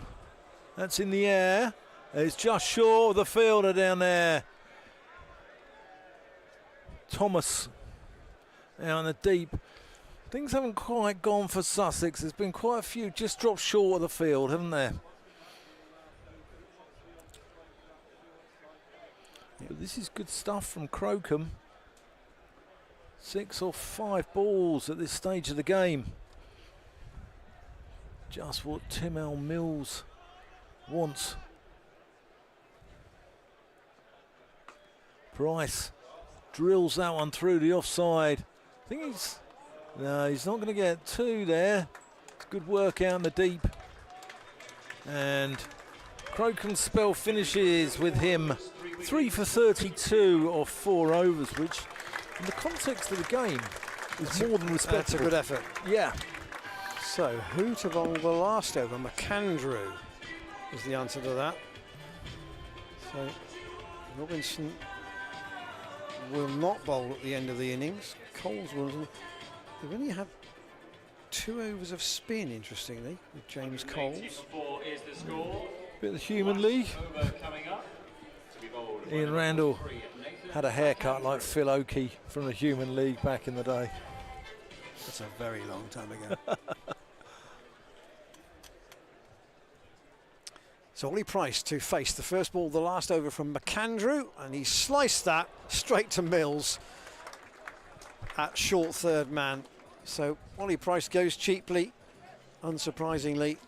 It's always a bit of a chaotic finish when you've had a good score with relatively few wickets gone. All the batters coming in know that they've got basically nothing to lose. It's not as if you're trying to limp towards the end with only a couple of wickets left. So Ollie Price goes. Yeah, Ollie Price taking one for the team there. So you look at the Gloucestershire card, Short 66, Bancroft 45, Charlesworth at the moment at the non-strikers end on 42, and then Jack Taylor and Ollie Price really perishing with quick runs needed. Van Buren hasn't taken long to take guard. 180 for 5 balls to go. And that's hit into the ground, but he'll get a single, and critically he'll get Charlesworth onto strike with 4 balls left. Van Buren likes this place. He got 100 here against Northamptonshire the other year. That was, he was captain at that point. Yeah, he was cutting Yorkers, he was cutting half volleys, wasn't he? He's cutting everything.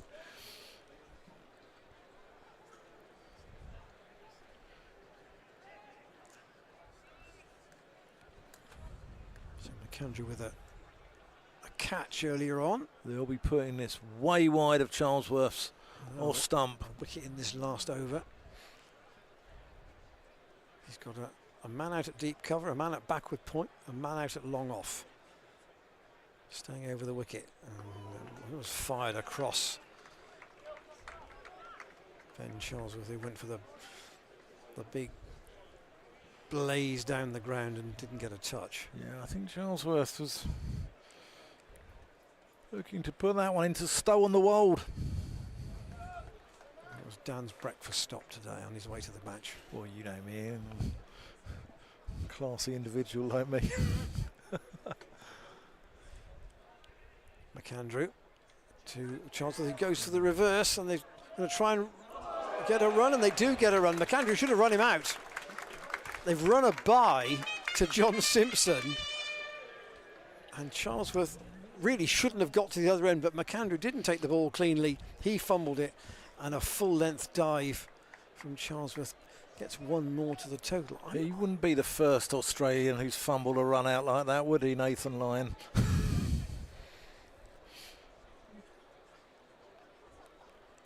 2 balls to go. Van Buren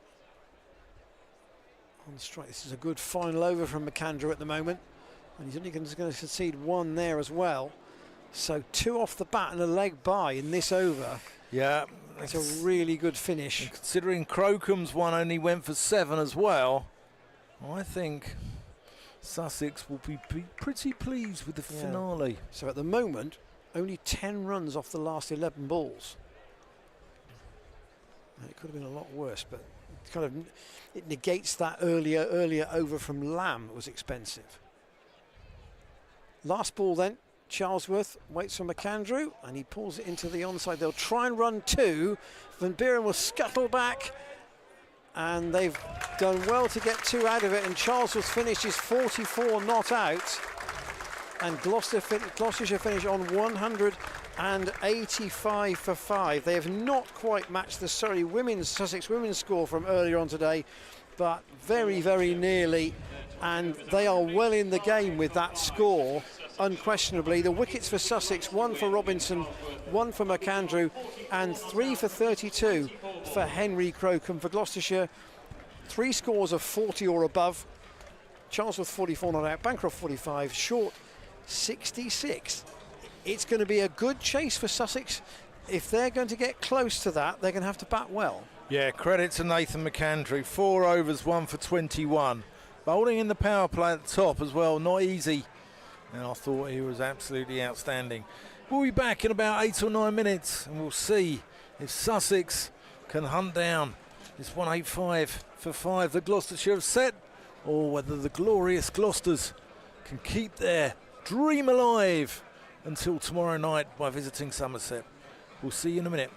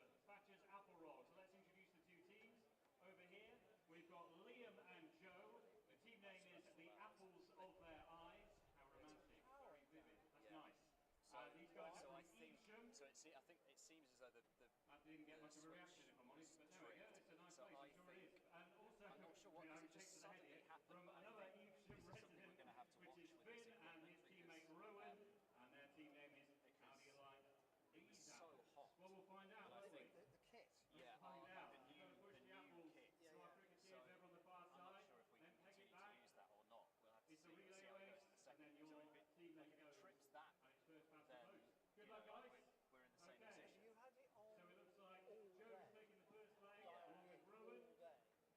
Cardiff Yeah, University because we Cricket couldn't. Club on the back of I'm not Rowan's sure I could fleet, so dial he's got down some the music pedigree. sports extra All right, too. good luck both of I you. wasn't sure whether they In needed. 3, 2, 1, let's go. Nobody's ever clear about what they want for that. Decent I don't start think they from even know Rowan. what to do with it. That's So I nice thought technique from Joe. they Bit mentioned of about side spin, never the leg spin maybe from having Joe. effects on.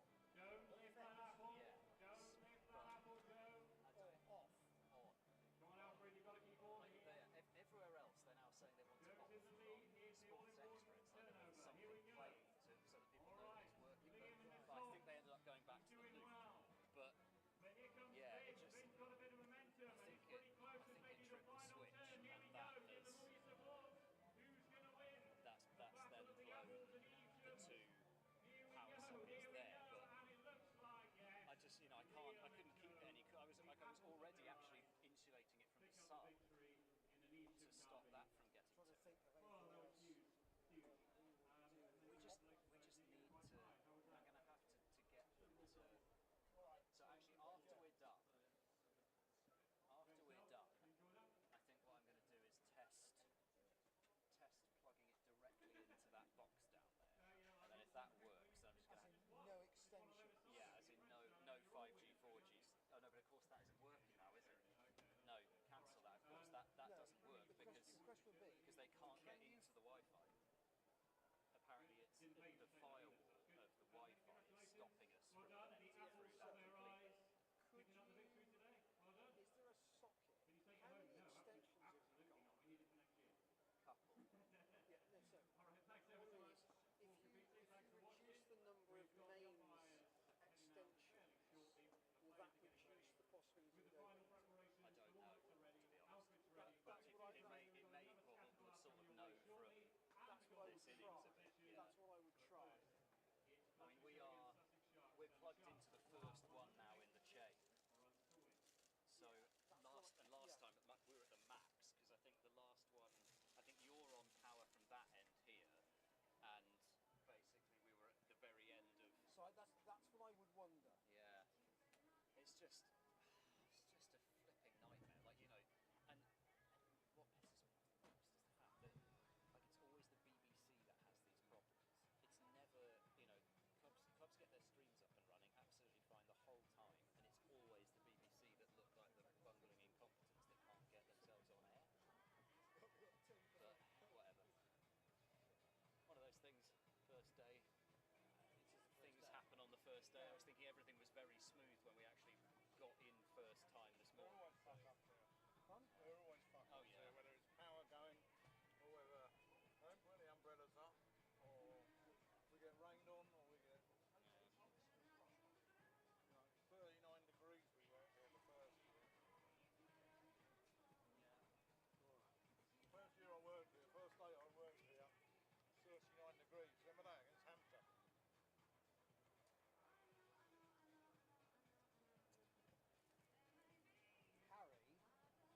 Harry was just having a chat with Marchand, presumably about length, I would think, maybe. Yeah. I wonder.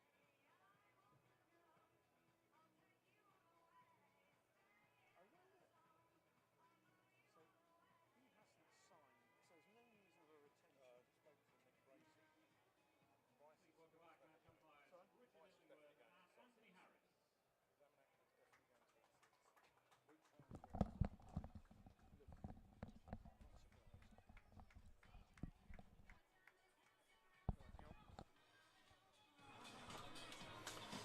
Bit of Sophie Ellis-Baxter here at Cheltenham, 5:30 on a Thursday afternoon.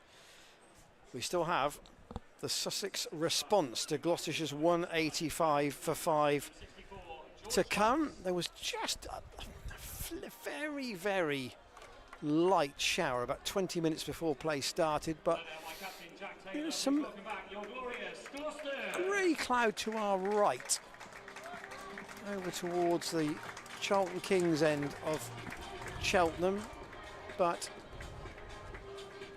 I don't think we're going to be troubled by that. The Sussex batters are heading out to the middle, George Thomas and Daniel Hughes.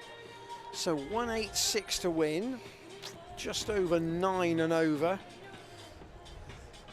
Dan Whiting's tucking into his iced bun, so I might... No, I'm back on the comms, Ian. I'm back on the comms. I'm a professional, me. But I think this is a real match-up here. Daniel Hughes, one of the top T20 bats in the competition, against, I think, the best white ball bowler in the country at the moment in David Payne. First of all, he's going to be bowling into George Thomas, but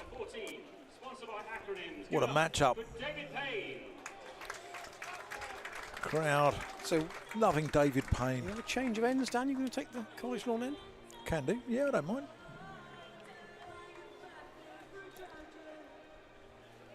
Payne, what was that, 18 wickets this season? This season, he has 17 at just under 17.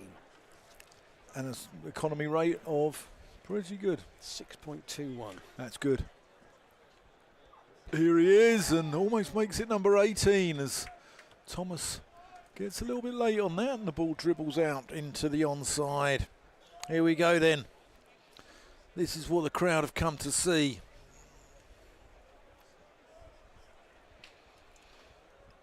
And Charlesworth down in front of us at deep square. Important knock for him earlier on.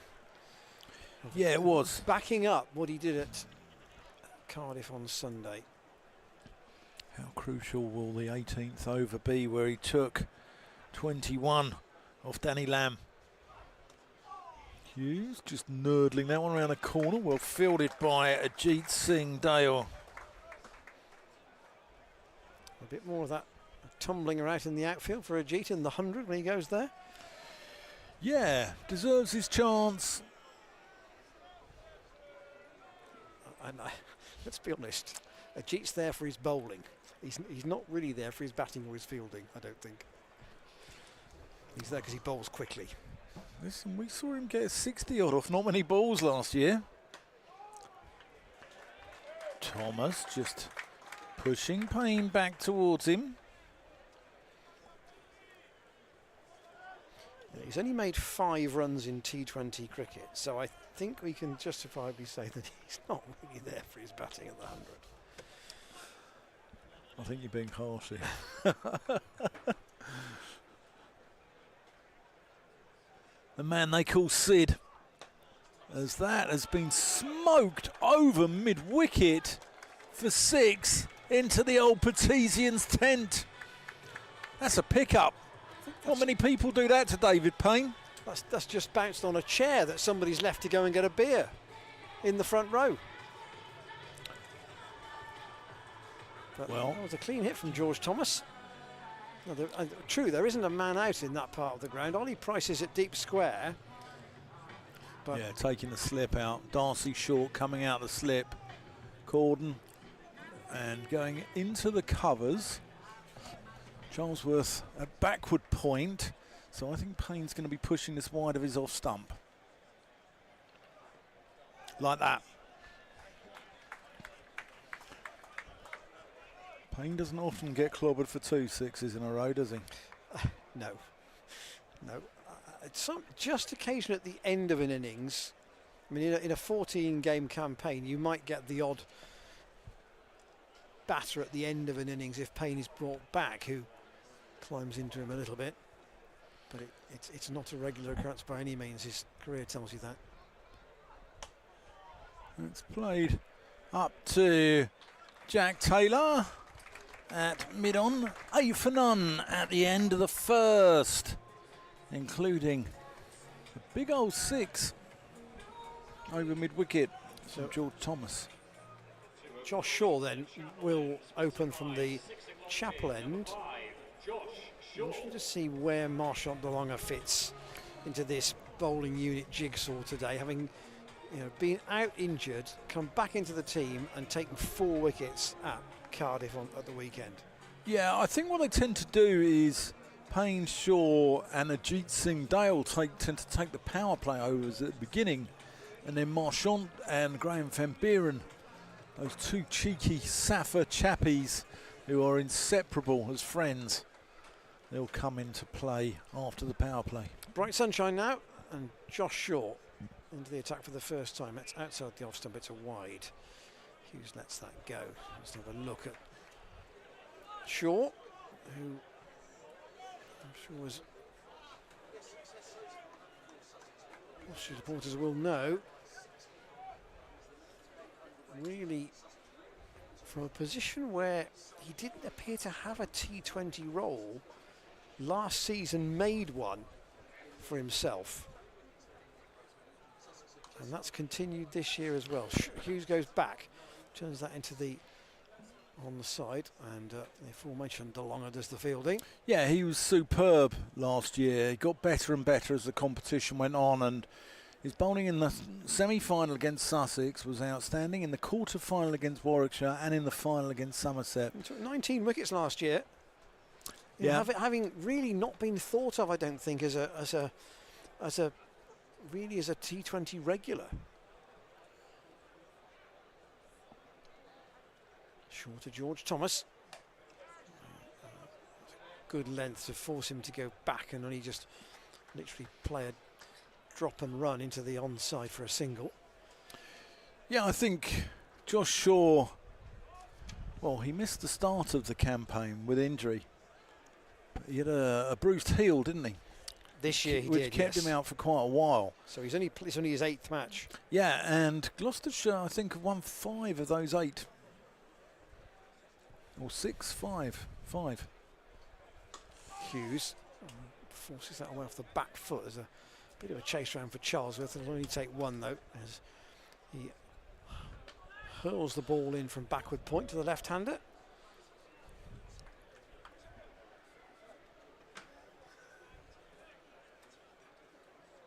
Hughes plays his state cricket for New South Wales when he's back at home.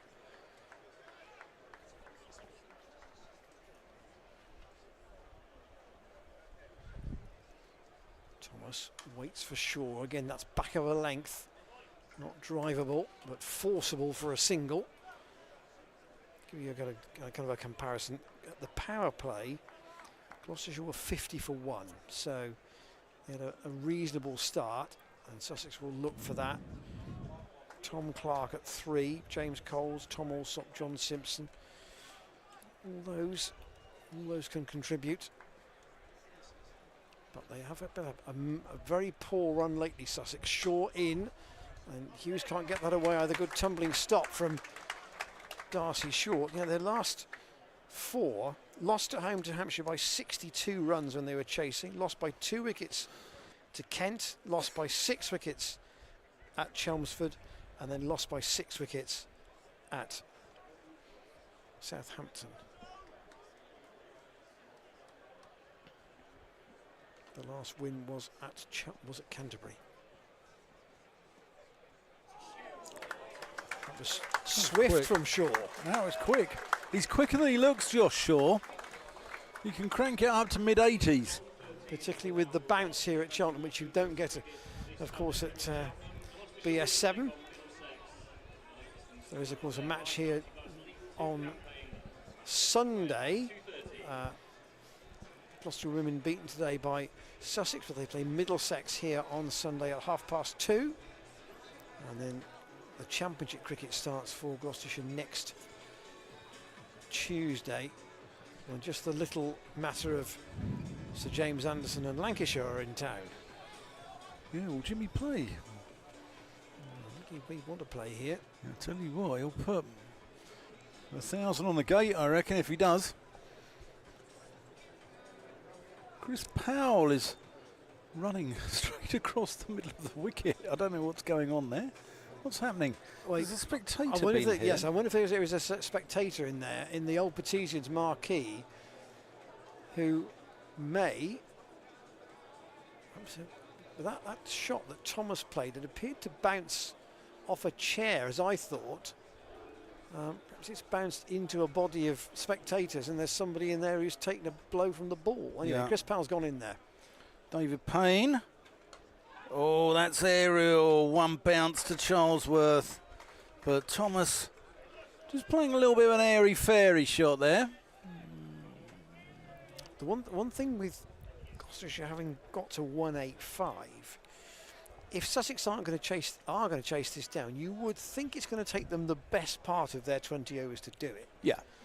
There is a flip side to that.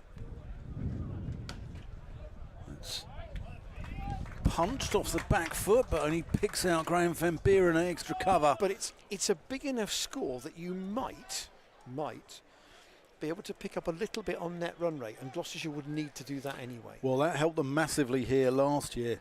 I don't think net run rate's going to come into it so much, though, is it? Because they're relying on Essex beating Kent.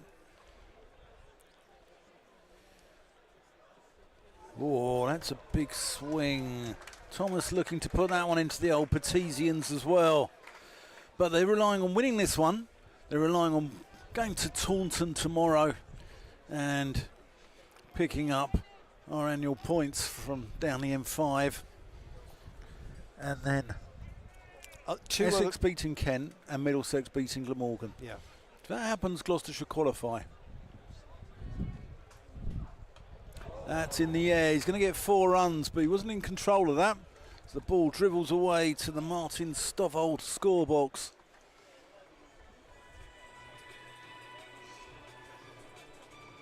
But going to swing hard.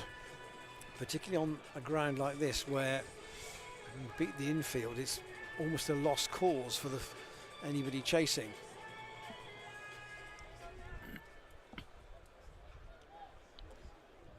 Nobody out for Payne on the offside. That's gone up in the air. Is Jack Taylor underneath that? Not quite, as that's really good work out in the deep. They're going to run 3. Charlesworth. We've had a 3 at Cheltenham. What's going on, Ian? What's going on? Taylor completely lost his balance as he went for the chase of that. And when it came down over his shoulder, he was nowhere near it. And then De Lange came away from around the boundary and stopped the ball from going for 4. Here's De Lange. And as a result, they ran 3. But a very long way up.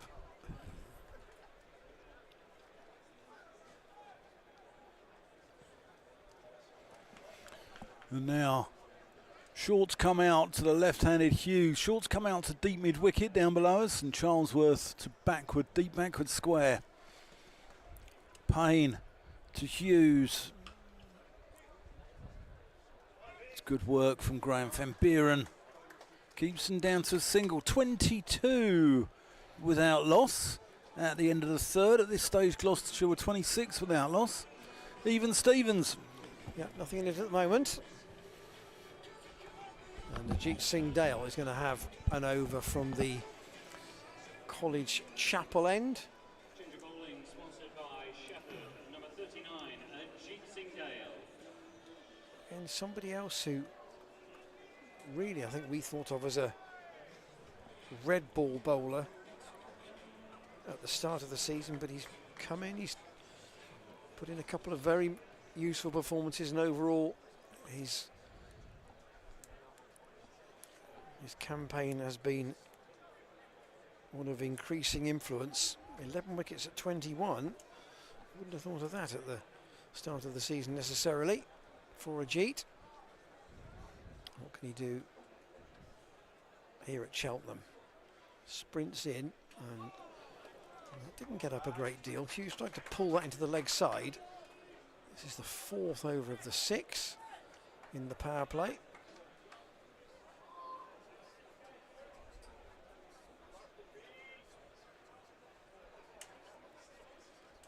Yes, I mean Gloucestershire have done well to get Lancashire and Middlesex on the county championship diary here this year.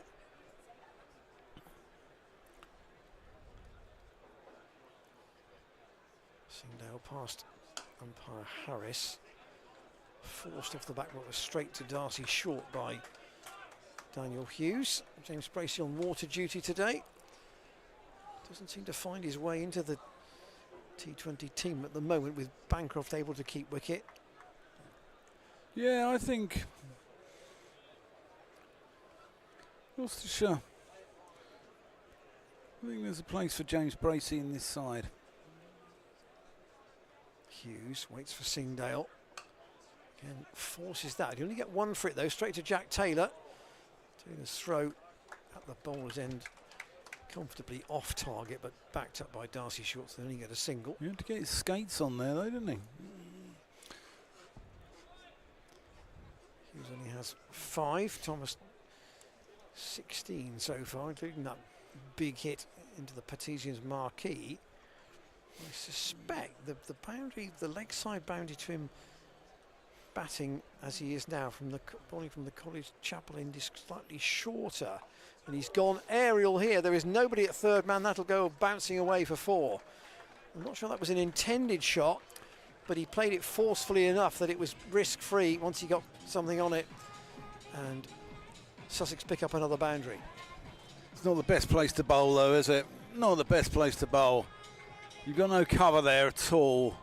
Got no cover on the offside.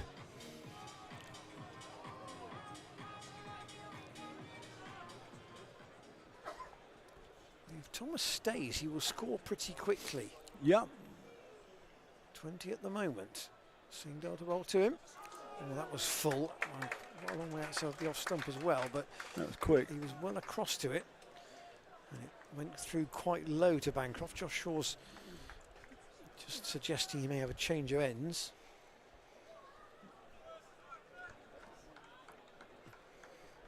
Gloucestershire fan Adrian Williams has come up onto the balcony. 186 is what Sussex are chasing.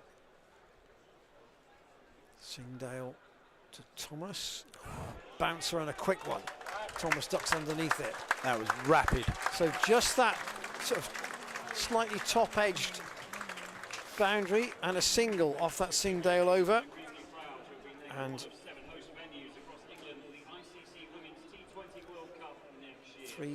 4 overs gone, 26 without loss.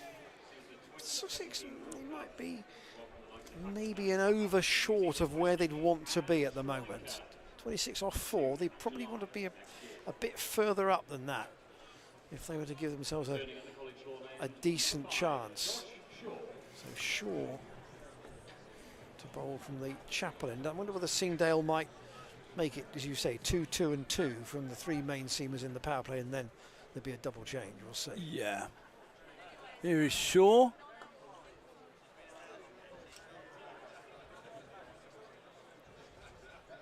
Hughes has played One out to the backward point. pretty to Ollie orthodox Price. fashion so far, hasn't he? Yeah.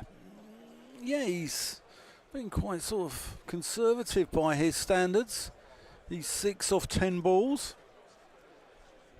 He's a great player, Daniel Hughes. But yeah, 6 off 10 balls so far.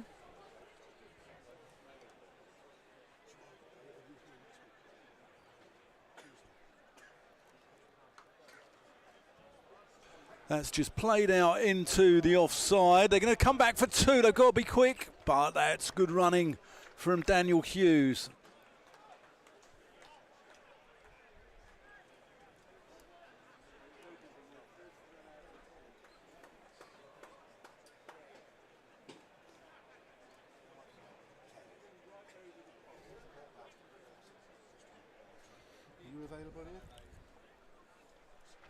Shaw in from the College. And he's bowled him! Josh Shaw, you Wakefield wizard!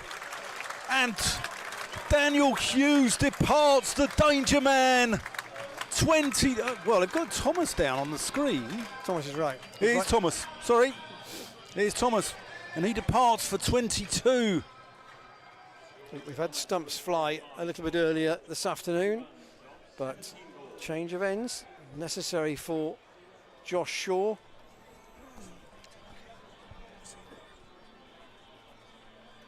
And that will bring Tom Clark in at number 3. So Thomas has got his team away to a brisk start, but he goes. And it's just important just to check that a little bit from Gloucestershire's perspective.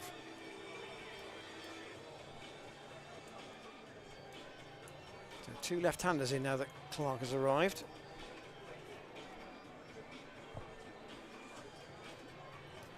Yeah. Big roar from the tent down at the bottom end of the ground. Shaw to Clark, who plays this straight back And I think to that, the Yorkshireman. that was partly because the stumps were really splayed. It wasn't just it wasn't a cirrage dribble of the ball and a knocking off of a bail, was it? No, it was. Yeah, I mean, it was just carnage, wasn't it?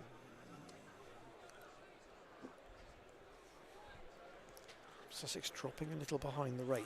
Gloucestershire had a good over the last over of the power play when they batted. That's a nice shot. Oh, he's got to be quick. It's out! Oh, that was close. That was Daniel Hughes. Great work from Jack Taylor. Clark drills it out to mid-on. Taylor picks up and hits the stumps with a direct hit. And that must have been very close. I'm not sure Richard Illingworth got himself into the best position there. It all happened so quickly, it's hard for the umpire. But that was tight. That's a big appeal. And Illingworth says no for the second time in a row. As Marchant de Lange flings one in and Jack Taylor stops it with his chin. 29 for 1 at the end of the 5th. Only 4 off the over as well as the wicket. So Sorry, 30 for 1. Yeah. Josh Shaw's bowled 2 overs, 1 for 8.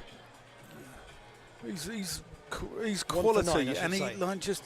he runs through brick walls. He's a skipper's dream, Josh Shaw. So Singdale to complete the power play. And Sussex just dropping off the rate at the moment. Singdale to Clark and tries to pull that with a little paddle past Shaw. He was at short fine leg. Doesn't get anything on it. We call Josh Shaw Alfred after the mascot here, who was a famous gorilla in Bristol Zoo between 1930 and 1948, and then became a mascot for the city of Bristol. Clark waits as Singdale sprints in towards him. Oh, didn't know where that had gone. Tried to cut it away on the offside and got it off the bottom edge of the bat. And it's dribbled away on the leg side and they've scampered through for a single. Jack Taylor, lots of semaphore from mid-on.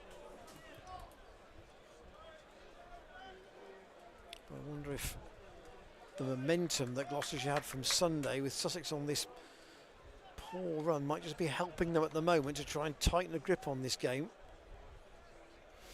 Charles is coming into the circle, so they've had to put a man out, and that man has gone out onto the deep square boundary.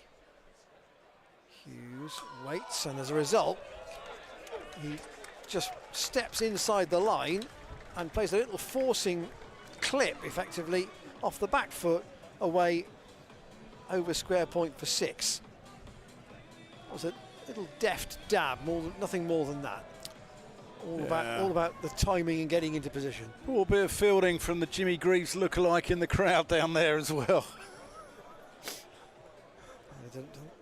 Singdale's got nobody out on the offside until now. Charlesworth drops back into the almost where that ball might have gone, and de Lange comes up at mid-wicket. Singdale again to Hughes. Tries to force it past Van Beeren, who takes the pace off it, and they'll only get one. Miles Hammond, who we've hardly mentioned in this Sussex riposte, completes the fielding. And he's one of the best fielders in the country, Miles Hammond. He's got the record, hasn't he, for T20 catches for Gloucestershire, is that right? for an outfielder. I think he's got something like 67 or something, 68. It's not bad. Credits Chris Powell and the team. Singdale, that's coming our way, onto the balcony, in fact off the wall, in fact, just to our left. Oh, that's hit the kid on the head. 6 below more. us. I hope he's all right. And one of the spectators might need a bit of attention there. The ball's gone off the wall, which is just to our left-hand side, probably about 5 yards to our left, and it's come down and hit an auburn-haired spectator in a grey t-shirt who may well need some attention from Chris Powell, who's heading that way now. And straight to Miles Hammond, who pulls off a tremendous catch, and that's a key wicket. Clark goes.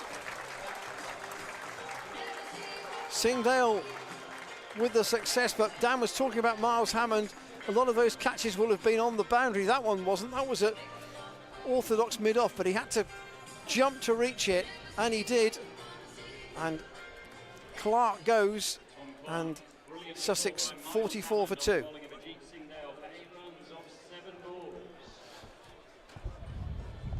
Hughes is getting a bit stranded here at the moment. He can't seem to pierce the field. And James Coles comes out at number 4. Clark trudges off. But that was just a sort of ricochet you could not expect. And the gentleman concerned has been taken away by Chris Powell. I think he's all right. He's walking away with him. Let's hope he's okay. But it happened so quickly. The ball travelled in the air. My initial thought was, right, that's coming our way. And it rebounded off the main building, back down into the stand. I personally thought you should have held that one in. So end of the power play, and Marchant de Lange into the attack for the first time. Yep. Here's the man. 4 for 20 against Glamorgan. To Hughes, who plays him into the covers to Ollie Price. For a single, but Hughes has been starved to the strike a little bit. He's only faced 13 balls right through the power play. He's only hit one boundary. Demolished Gloucestershire at Bristol last year in the group stages. He's cleared the rope once. Other than that, that's it. Everything else. De Lange.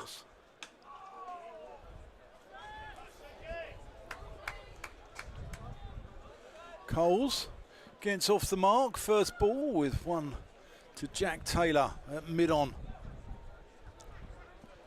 Good player, Coles. Got 100, didn't he, in the county championship a couple of weeks back.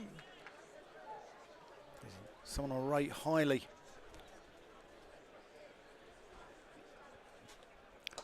That's nurdled off the legs by Hughes to Charlesworth. Gloucestershire won't mind ones though, I tell you. The run rate required at the moment is 10.3, and with ones that climbs. Charlesworth getting loose. Should be in a James Bond film. The man with the golden arm. That's quick from De Lange. Coles getting himself into a tangle.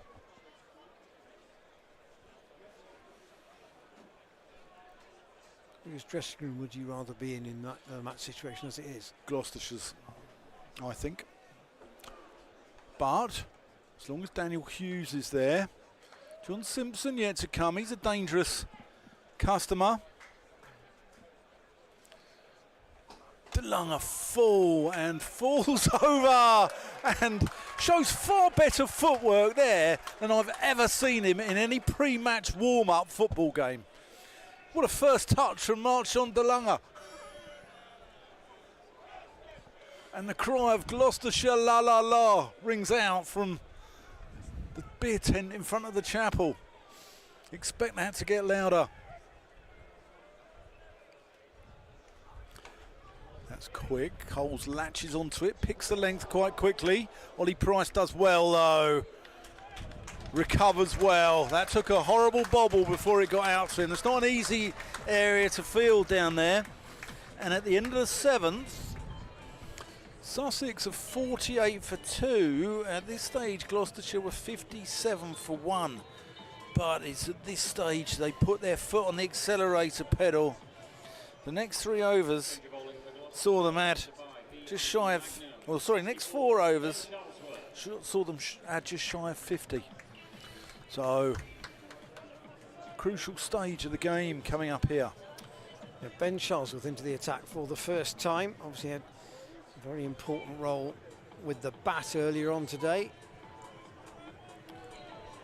44 not out from 24 balls. Graham Van Peeren's going to play a part in this as well. So Charlesworth now with the protection of the extra men outside the circle from the College Chapel end. Singdale's 2 overs cost 19. Josh Shaw 2 overs for 1 for 9, and Payne 2 overs for 16. Singdale obviously also had a wicket in his opening stint. Lovely afternoon for watching now. Charlesworth in, and that's on the off stump and a wide. And Charlesworth didn't think so, but umpire Ant Harris did.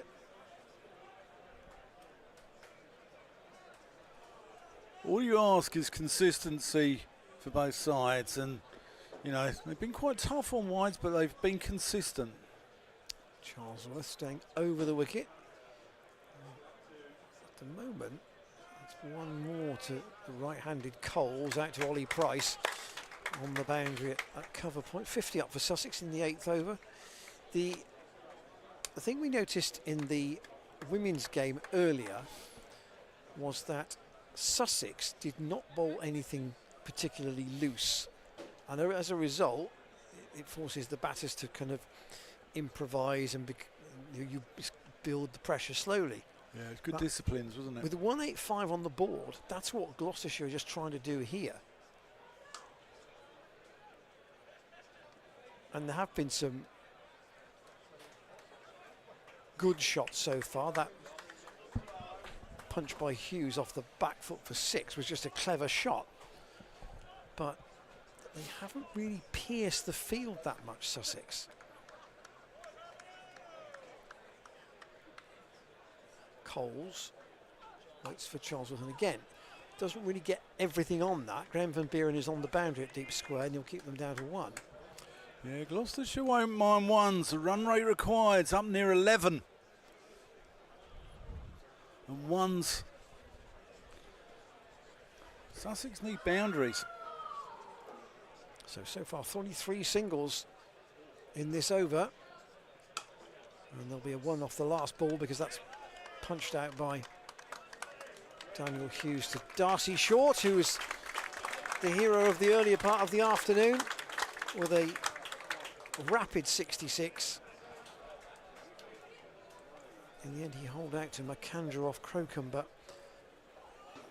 really made the difference in the early part of the innings. There was a wide earlier on, so there'll be an extra delivery, and Charlesworth will concede another single all the way up to David Payne. So it's a good, tidy over from Charlesworth. Yes, there was a wide in there, but a good, tidy effort.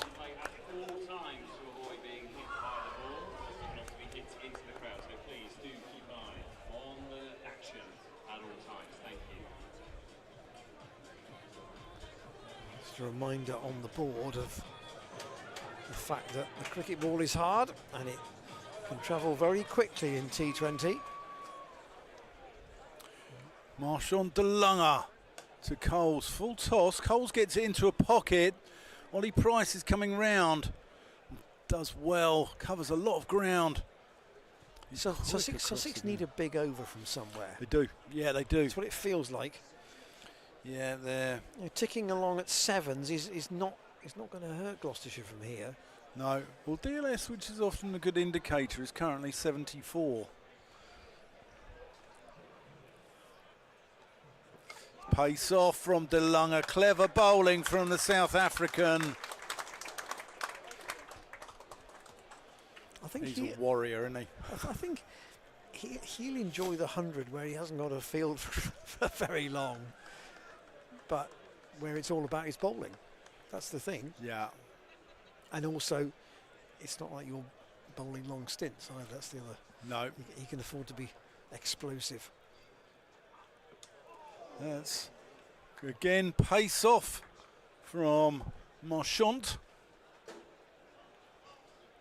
So Sussex only used 2 overs of spin in the 20 that Gloucestershire batted. James Cole's only bowled for 2 overs.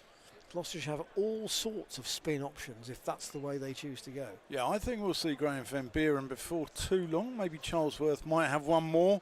Maybe we'll see Van Buren from the Chapel and De Lange. Goal! Castles Hughes! Yorker! Marchand De Lange! Stumps akimbo. That's a great sight for a fast bowler, particularly when Hughes has made 17 off 17. He's been soaking up deliveries in that Sussex innings, and a 3rd key wicket for Gloucestershire with the dismissal of the Australian. Hughes didn't look as fluent as the batter we saw at Bristol last year. He just got a little bit stuck, didn't he? Couldn't seem to pierce the gaps, get the ball off the square. So he's just putting the squeeze on Tom Alsop, and James Coles, who's out there with him now. And 185 is, I wouldn't say it's disappearing over the horizon, but the view's getting a bit more fuzzy for Sussex, I think, from here. Yeah, Marchand De Lange, 10 balls, 1 for 7.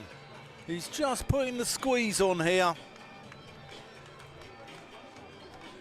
So I sent a message to someone who else is on the ground today, and I said at half-time, a good score, enough to put a squeeze on Sussex from the outset. That was my view at that point. De Lange to Alsop, who fends this one, gets up on his toes and runs it off the face down to 3rd. Now, Tom Alsop's strike rate this season is 141. So if he gets in, he can score quickly. And you're back to the right and left-hand combination again now. Yeah, and Sussex bat deep. Simpson can bat. Danny Lamb's no mud. No, exactly. He's not Pace off. That's a lovely shot. James Coles, that's a proper cricket shot. He's caressed that one lovingly to the boundary. 62 for 3 at the end of the 9th. See, Cole, I'm just looking here at the scoring run rates per 100 balls. So these two are actually the fastest scorers, other than Hughes, in the Sussex team.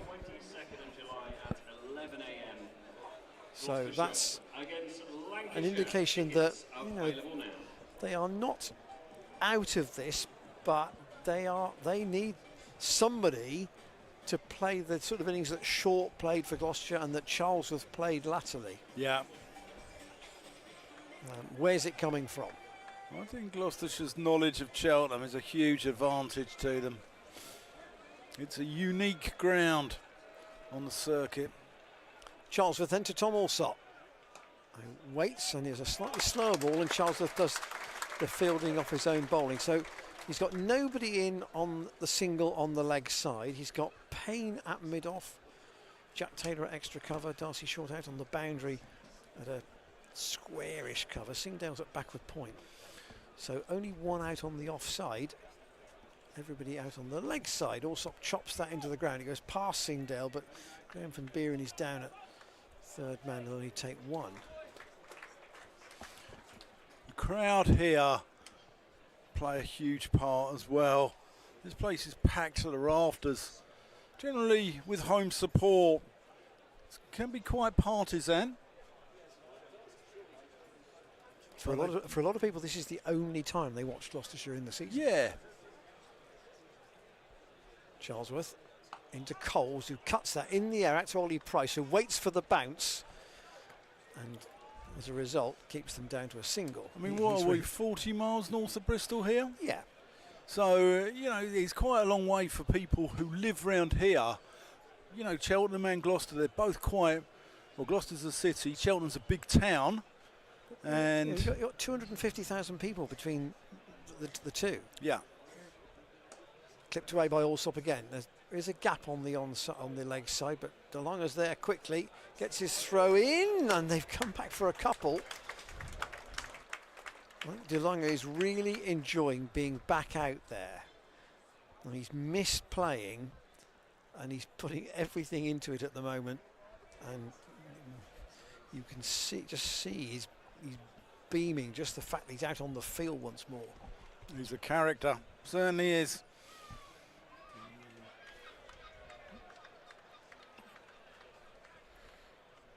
Charlesworth once again to Allsop, who tries to whip that into the leg side.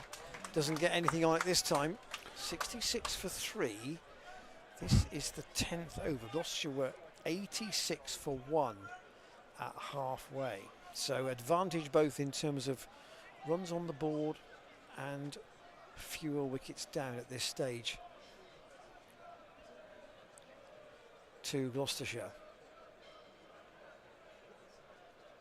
Allsop waits for Charlesworth, forced to go back into his crease. They might try and run 2, but Ollie Price is onto that quickly, and again he'll keep them down to a single.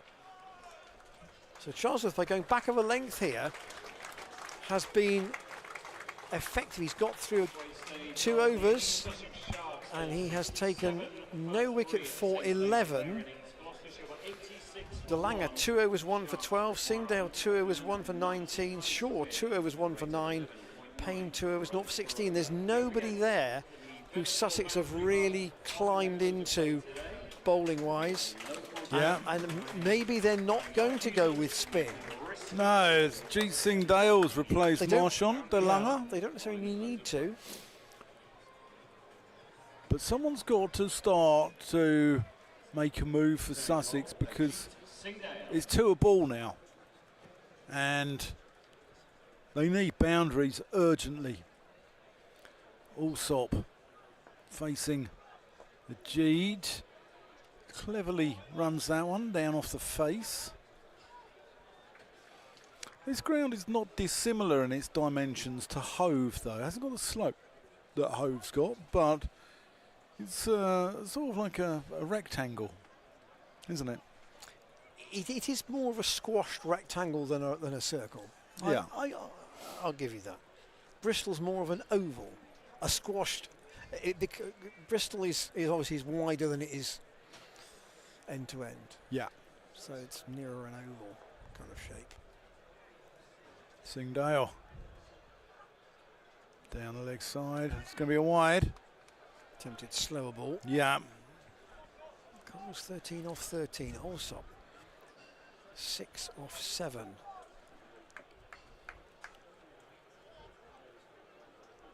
Only 3 4s in this Sussex innings so far. Yes, they've have 3 6s, but only 3 4s. That's where Gloucestershire have really tightened at this stage their grip on the game.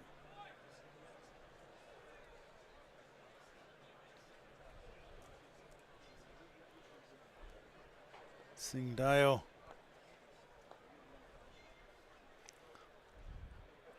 Oh, that's a beamer. That's going to be a no ball.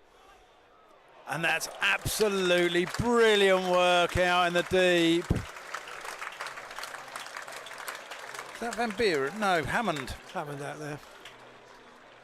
That's a warning for Ajit Singh Dale as well. One more of those and he's out the attack. Just what you need.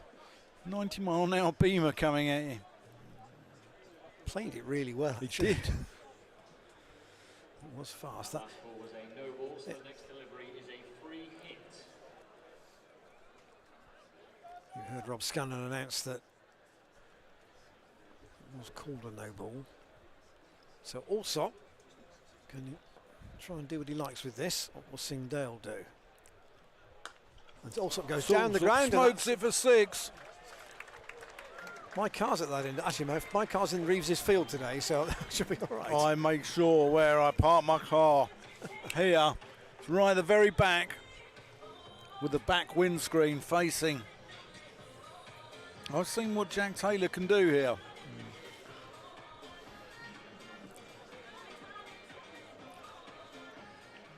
Well, we've parked any car.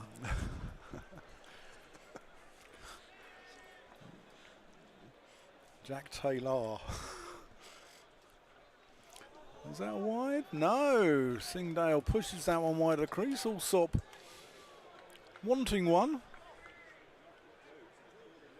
So at the moment, 11 off this over. Sussex need that and more.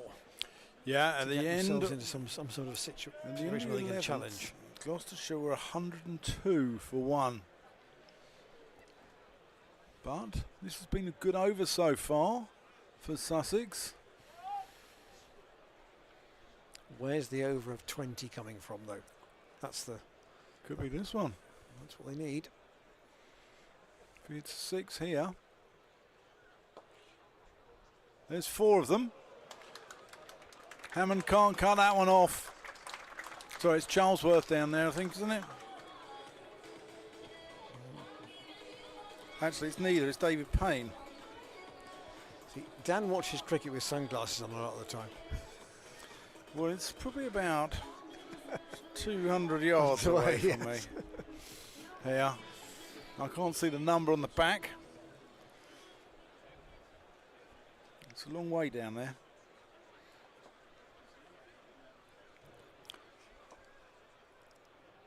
Slower ball from Singdale. Jack Taylor comes round, but that's a really good over. Not finished yet because of the no ball and the wide, sorry. But 16 off it so far.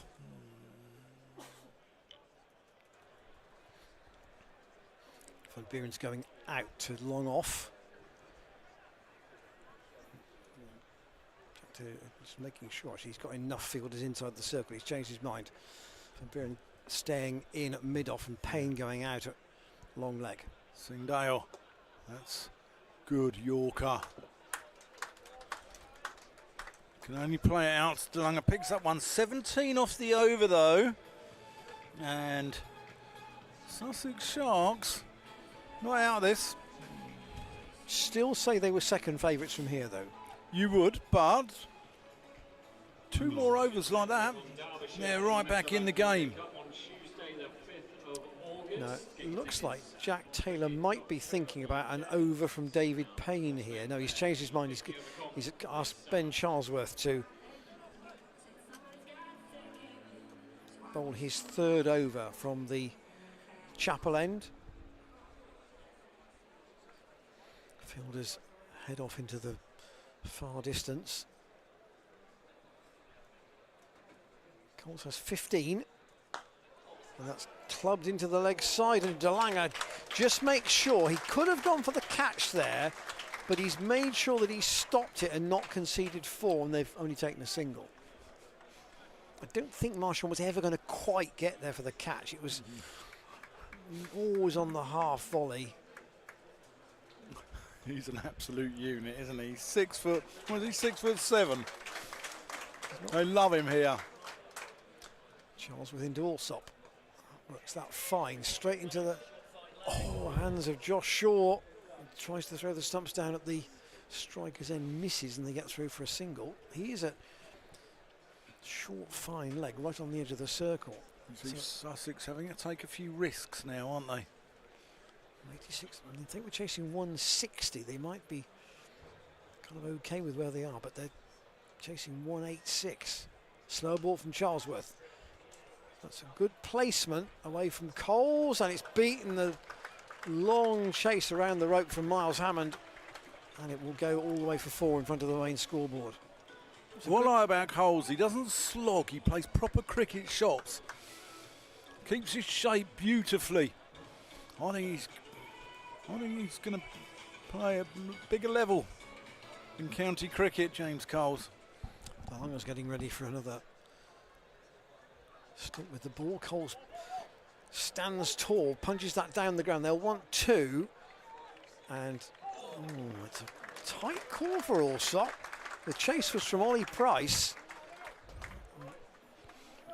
So was whether Allsop would get back, and he just about did so. So at least one off every ball in this over for Sussex. Need another boundary though to really make it what they would want. DeLong's out at deep mid wicket, and it's chopped away into the offside from a full length ball from Charlesworth. They only get one. Charlesworth's been excellent actually. Gone for 20, one ball shy of his finishing his third. There was a lot of discussion last season about, you know, his fitness to play and how much of that was related to whether he was bowling or not. Slower ball from Charlesworth, worked away by Allsop off his pads. They'll take one, they'll want two, and David Payne's throw back in from away in the deep means they'll get back for it. And it seemed to us there was, at that point, there was a definite link, the fact that if he didn't bowl, he was fit enough to play, and often when he wasn't, the shoulder was the problem. And the medics, through that sort of ongoing 12-month period, have got him to a stage where now he does seem to be able to bowl a little bit with no apparent reaction. I think he's a fantastic cricketer, Ben Charlesworth. I really do. I think he's possibly captaincy material. I know they call him Neil without a perceived likeness to the character from the young ones. The in-betweeners. Oh, the in-betweeners, sorry. Yeah, here's DeLongha back into the attack. That's smoked by Coles. Deliberately opens the face and gets it past David Payne, a backward point. Yeah, but I think Charlesworth's a more intelligent individual than that. And I think he's a quiet guy, but I think he's got a good cricket brain on him. DeLongha, full toss, that's in the air, but lands just short of the fielder out there, Darcy Short. I think it was quite a lot. Sussex 100 is up. In the 13th. It was actually a lot. It looked as if it was going from our vantage point a lot closer to the fielder than it actually ended up. And he was coming in after it bounced at least 3 or 4 strides. So it dropped a long way short of in reality.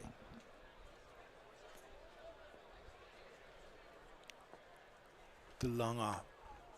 Allsop just drops this into the offside, picks up a single.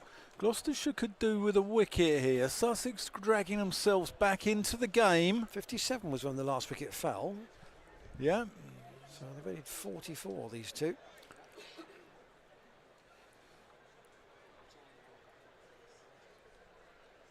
I wonder how comfortably the Gloucestershire fans are sitting at the moment. Yeah, this game's on a knife edge.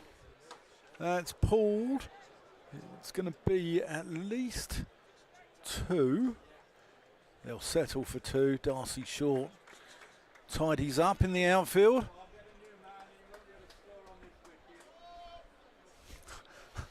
Cry of come on, get a new man in.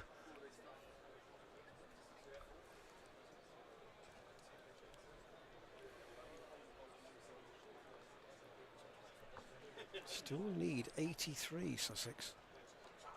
That's going to be 4 runs, actually. It was brisk from DeLongha, and Coles just about gets a glove on it, and it flies over Cameron Bancroft's head. And inside, Josh Shaw at fine leg for 4 runs. That's the 50 partnership between these two. Coles 26, Allsop 21 of them. And they batted pretty well.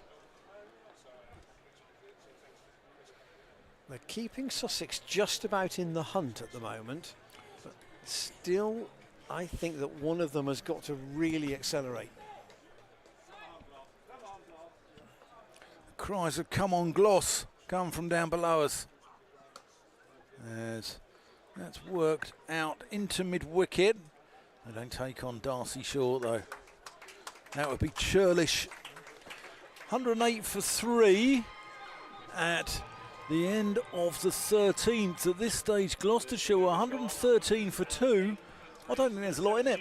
I really don't. There's still that big over that Gloucestershire had. I think it was over 18, where they got 21, and that's still the that still might be the saver for them. David Payne's going to come back and bowl his third over. Maybe break one of these, this partnership. Simpson would be coming next. And he's a good bat, John Simpson, but is he somebody who can come in and really? Yeah, he is. Clear the ropes. Yeah, he is. He can play both ways. Cole's on 35. Payne to bowl to him. And that's aerial. Could be towards, I would say, Hammond, and it's short, in fact. And I think he misjudged the flight of that. He ended up having ground. He ended up having to dive forward to try and reach it, and couldn't quite. It spilled out forwards, and Coles gets 2. He'd have been a hero of that beer tent if he'd have clung on there. Don't think he'd have to buy one. Short and Ollie Price on the boundary, straight for David Payne. Payne trots in again. Oh, that's gone through his hands. On the ground, it wasn't a chance, but he feels he should have stopped it, and as a result, Coles gets one more. I think he'd still rather be in Gloucestershire shoes tactically in the game. They've got the runs on the board. Key moments of the game here. Payne from the Chapel end. Bowles also fires that against the offside, but straight to Jack Taylor. Can't pierce the field. Every dot ball just increases the Sussex run rate.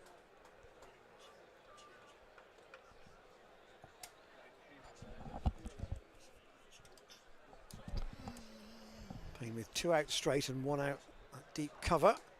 Also just drops the bat on this time. He can't afford another dot ball, so he's just rotated the strike and put Coles back on the strike, also up to 22.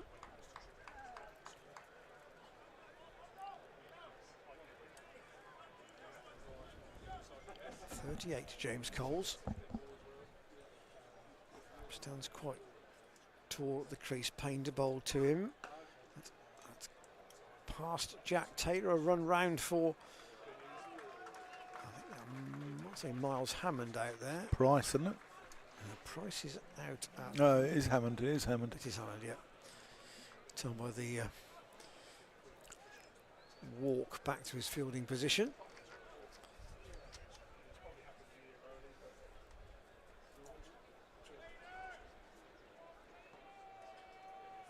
Six off the over so far, so not a disaster for David Payne.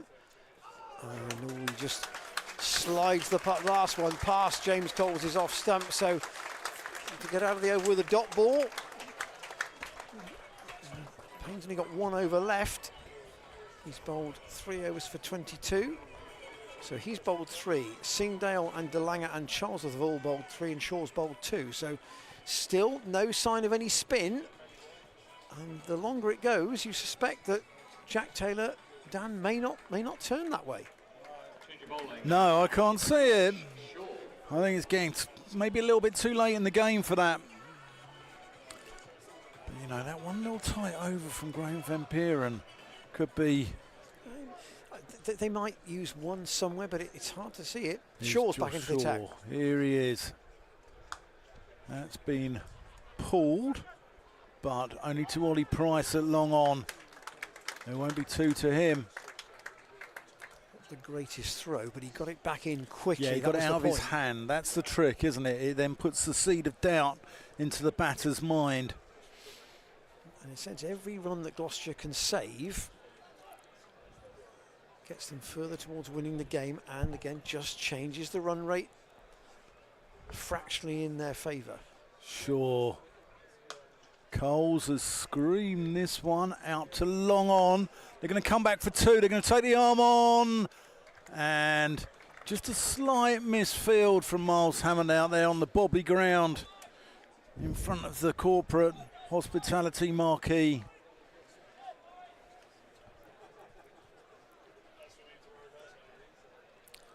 But this partnership keeping Sussex in the hunt. Shaw. One out to deep mid-wicket, bowling to his field. 61 they put on, these two. 13 or 15 balls. Josh Shaw so far, he's conceded. They say Yorkshiremen don't like giving much away.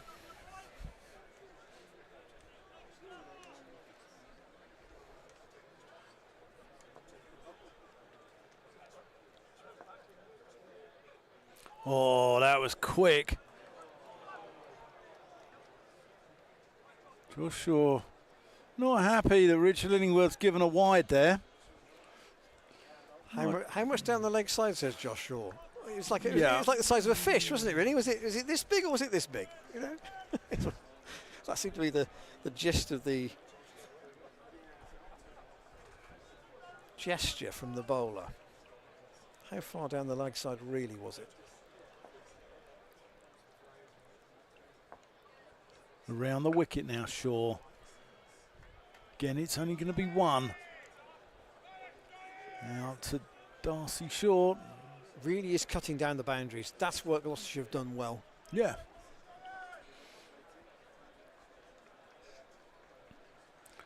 .120 for 3. Sharks need 66 to win off 5.2.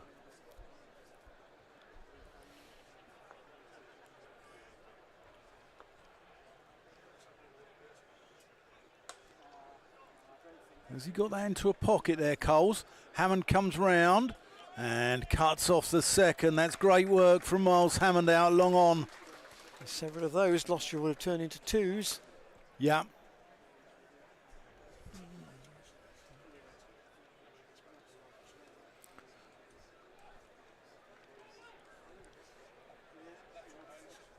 One ball left of the over.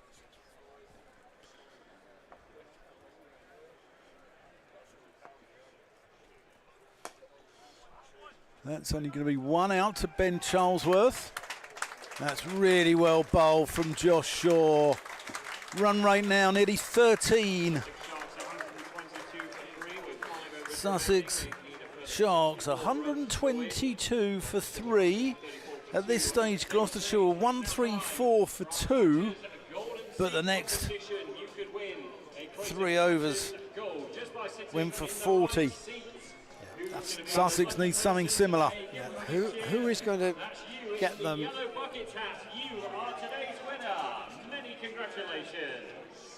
Who's going to get them an over with a 20 or a 24 in it?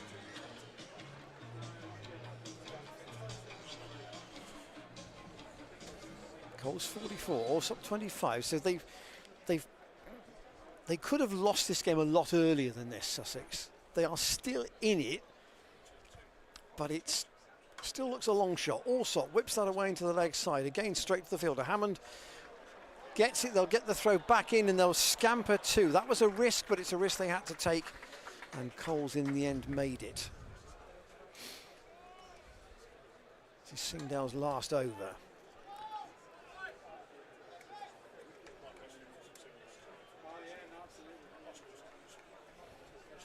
So all the bowlers have 1 over left. It's very simple.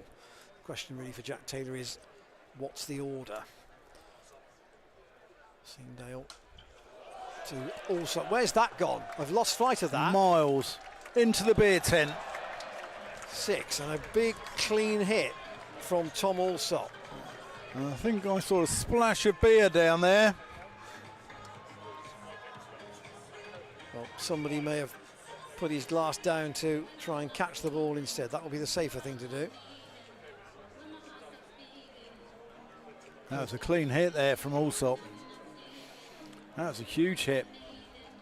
130 for 3. They're trying to retrieve the ball from inside that heavily populated marquee. 5,000 here at Cheltenham today. It certainly is heavily populated. 25 degrees here. Done a roaring trade, isn't it? I'm sure that the club will be very grateful for that. So 186 from what Sussex are chasing here. Still no sign of the ball. The wicket so far. Thomas bowled by Shaw for 22. Hughes bowled by DeLanger for 17. Clark called by Hammond off DeLanger for 8. At that stage it was 57 for 3 in the 9th over. They're now 130 for 3.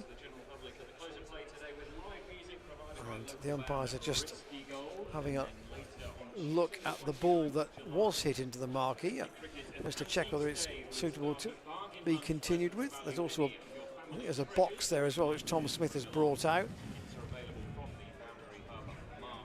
Pretty expensive. I did ask somebody, I think someone said £75 for a ball at county level. Yes, it is.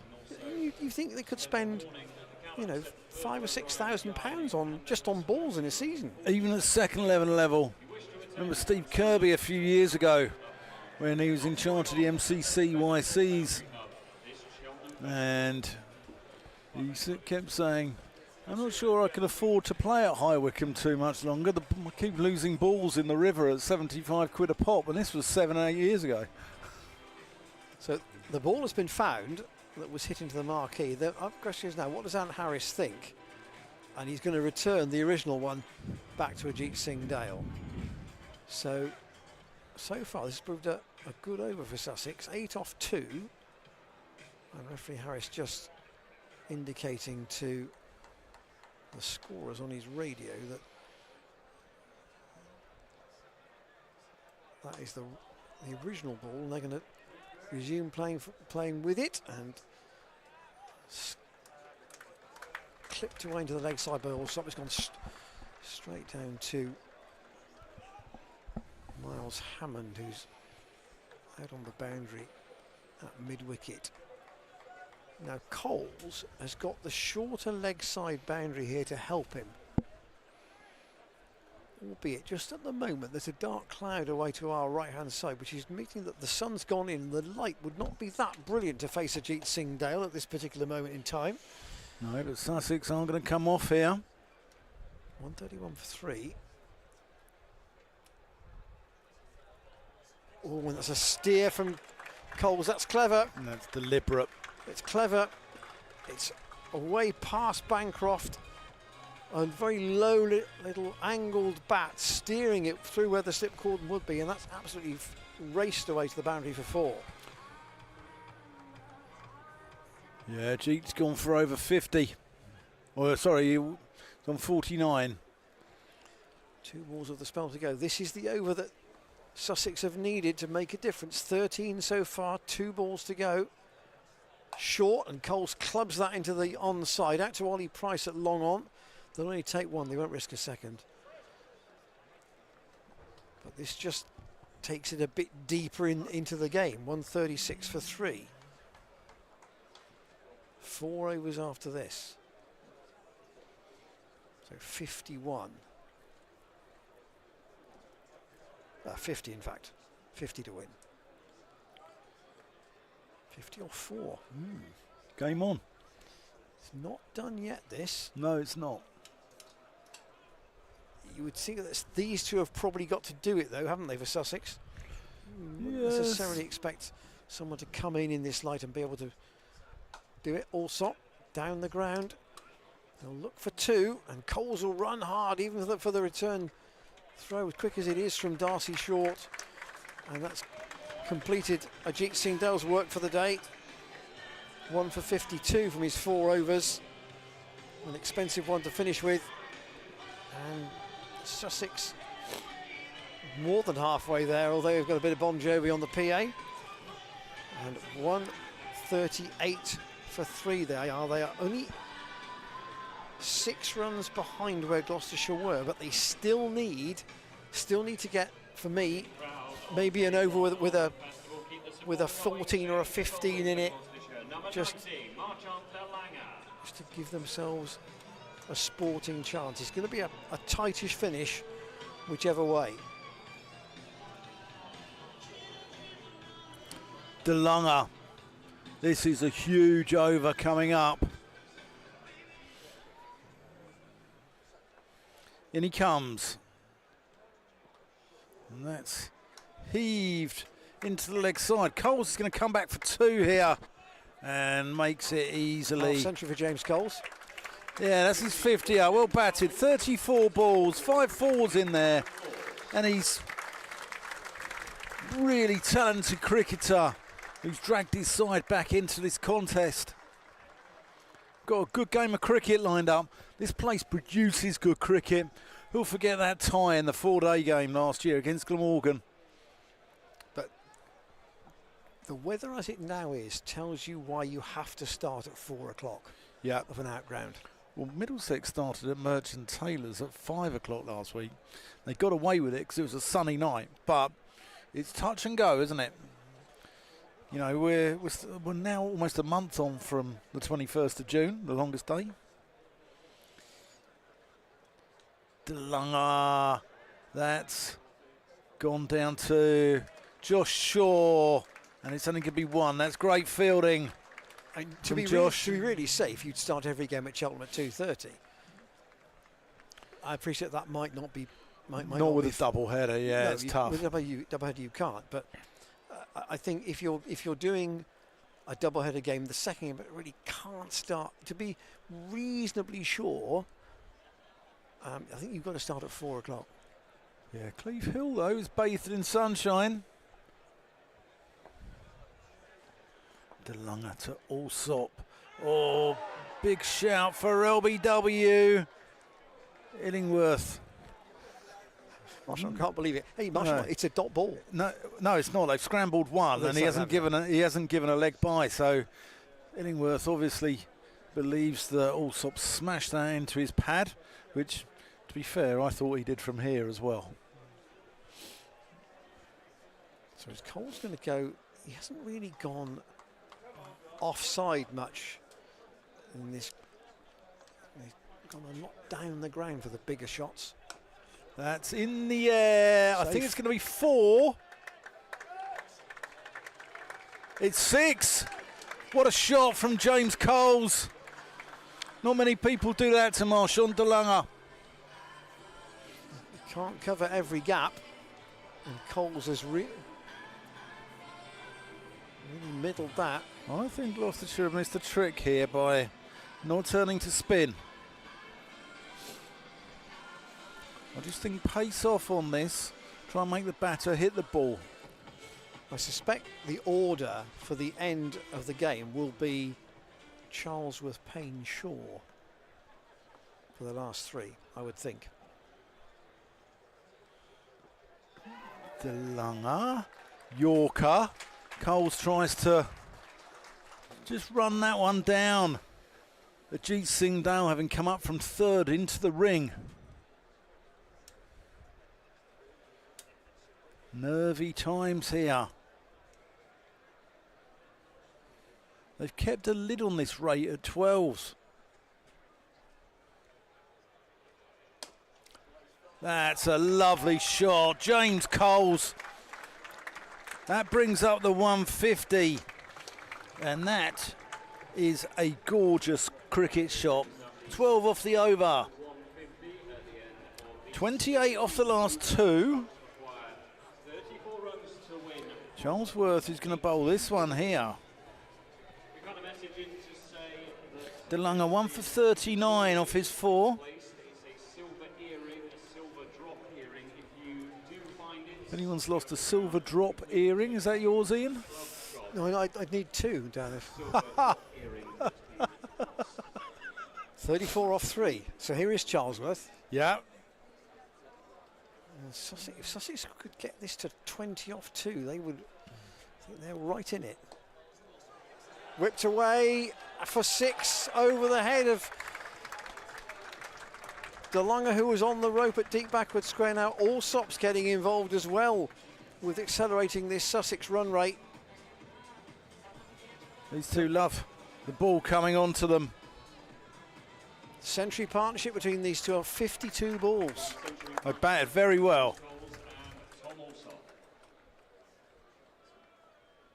Charlesworth, 2 Allsop short. That doesn't, he doesn't quite middle that, and as a result, he's going to drop safe. Darcy Short comes around. They're going to try and run 2, and they will. A big start to the over. 160 for 3. 186 now the target. And if they get there, Sussex will have paced this really, have judged the chase really well. Yeah, I agree.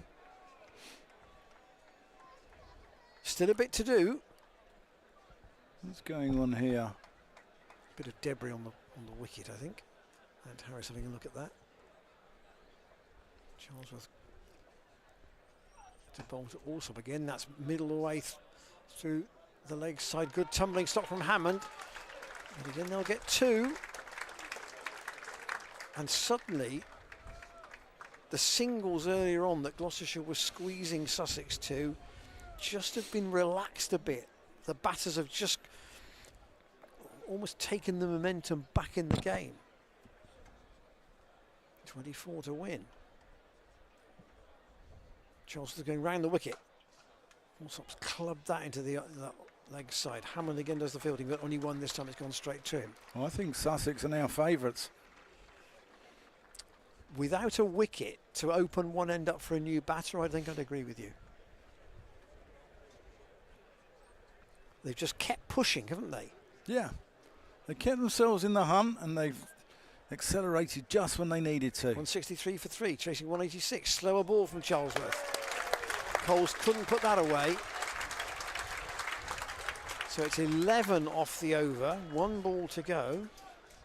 This the crowd target is right. 186, so 23 off 13. Charles mustn't bowl a no ball or a wide. It is short. Coles has gone high into the air. Ollie Price underneath it. Safe as houses. Gets the key wicket. James Coles goes for 62.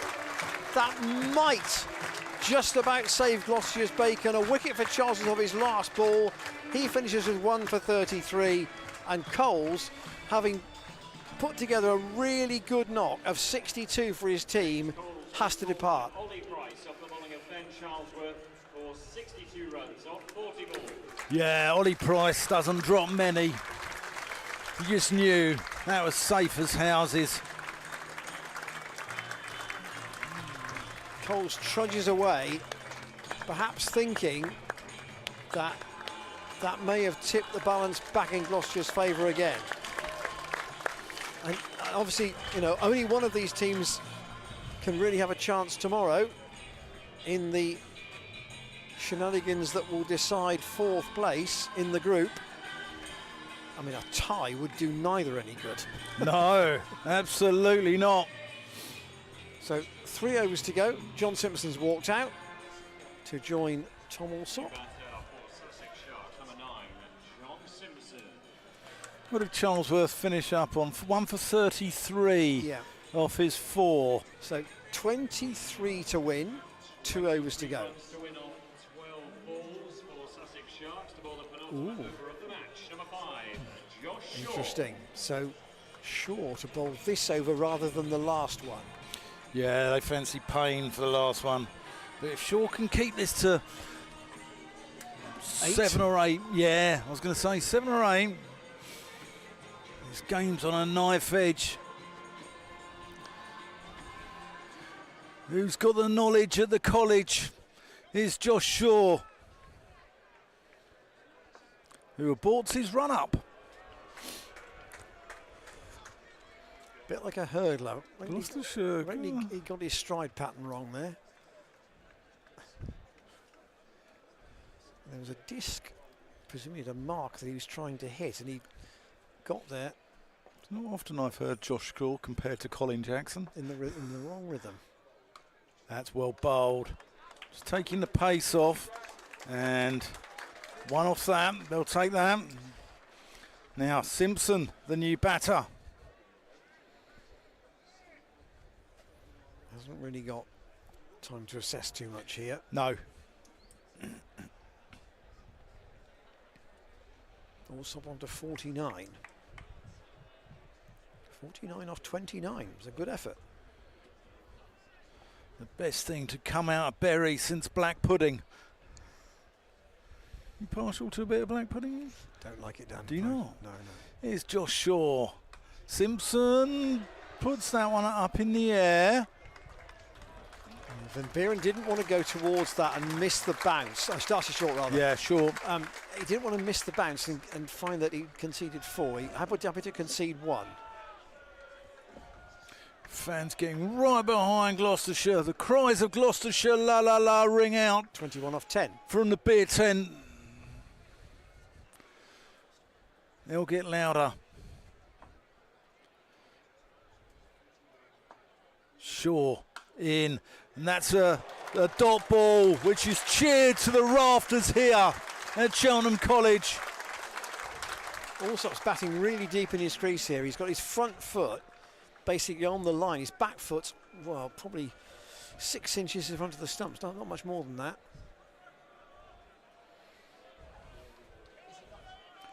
Josh Shaw 2 from 3 balls so far in the over.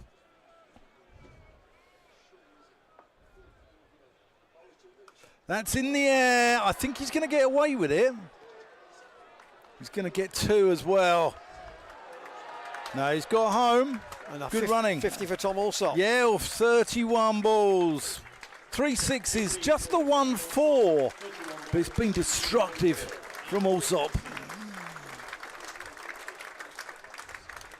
He's not acknowledged it because he knows that the job's not done. No, absolutely. It's not about personal milestones.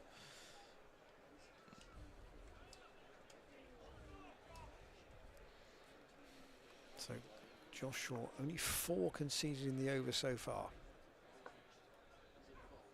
That's, Allsop's got that away for 4. I think he's deliberately played that. And he's an intelligent cricketer. Now, can Shaw get out of the over? He's got 8 off 5 balls. We said 8 would be okay.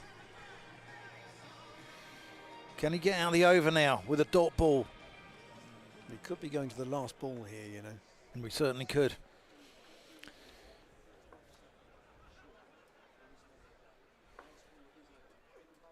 That's in the air. Is that going to be out?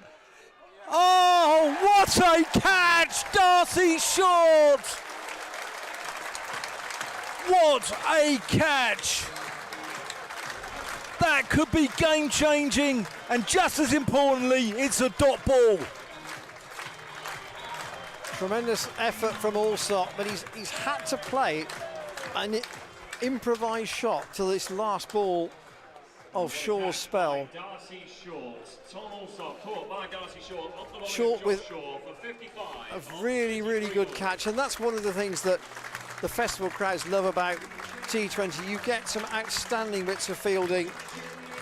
I give you Glenn Phillips's catch here off Matt Taylor in his spell at the club, but that was excellent from Short, down in front of the big stand on the Sanford Road side of the ground, and more importantly, it means that you've got 2 newish batters in. McAndrew hasn't faced, and John Simpson, who's only faced 1 ball, 1 over to go. They need 15 Sussex to win. Shaw 2 for 25 off 4, outstanding from him. Coles and Allsop in. This will be very tense with these 2. You fancy Gloucestershire with Payne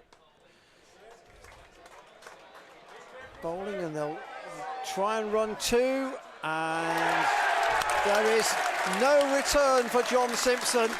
He tried to squeeze a second run out of a situation where really there was only probably 1.5. Miles Hammond with the throw. He had to. Simpson's run out, and Sussex are stumbling just short as it stands.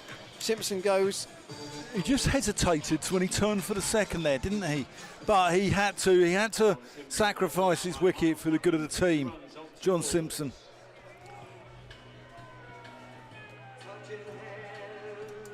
Danny Lamb then New batter for Sussex Sharks, number 10, Danny Lamb. This crowd are going to go loopy to a bit of Sweet Caroline. So only one off the first ball for David Payne.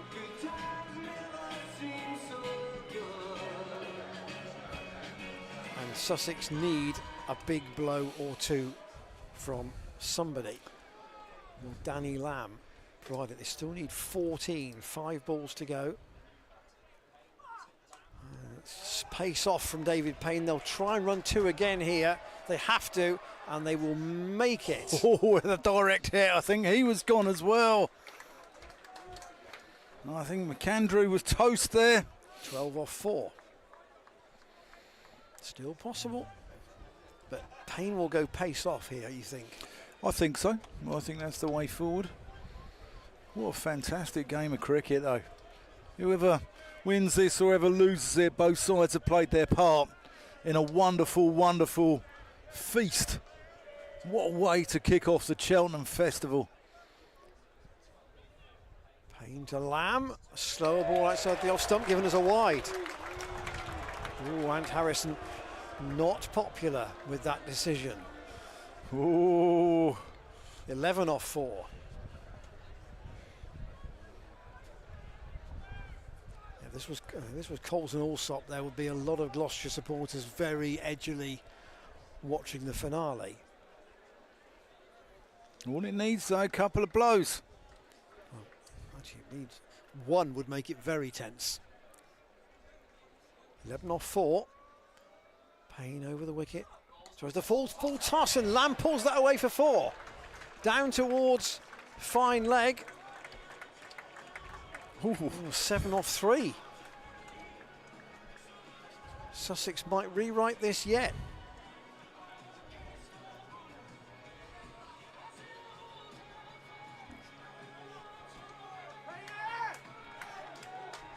Seven off 3. Lamb facing. Deep in his crease. Payne from the chapel end. In once more. Down the ground towards. I say towards Darcy Shaw. And oh my word. The chance goes down. That was an easier one than the one he caught. Oh my word. Pressure.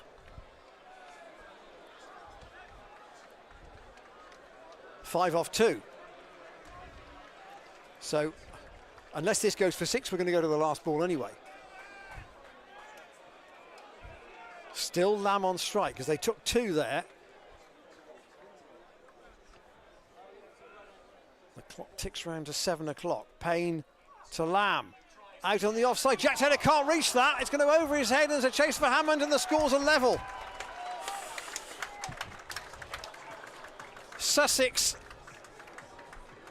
are now driving this. Lamb has gone 4-2-4, and the scores are level with 1 ball to go. That wide has got into Gloucestershire's head there, I think, from earlier in the over. Bancroft was not happy about it. But David Payne resurrected a tie this time last year at the Oval. Do you remember that game? Scores level, 1 ball to go. David Payne got it right up in the block hole. And I think Tom Curran was batting, and all he could do was play it back to Payne. And there was a run out. Well, a tie will be no good to anybody. No, I think Gloucestershire's chance is now gone. 2 points for a tie, is it? Yeah. Yeah. But a tie does neither side any good.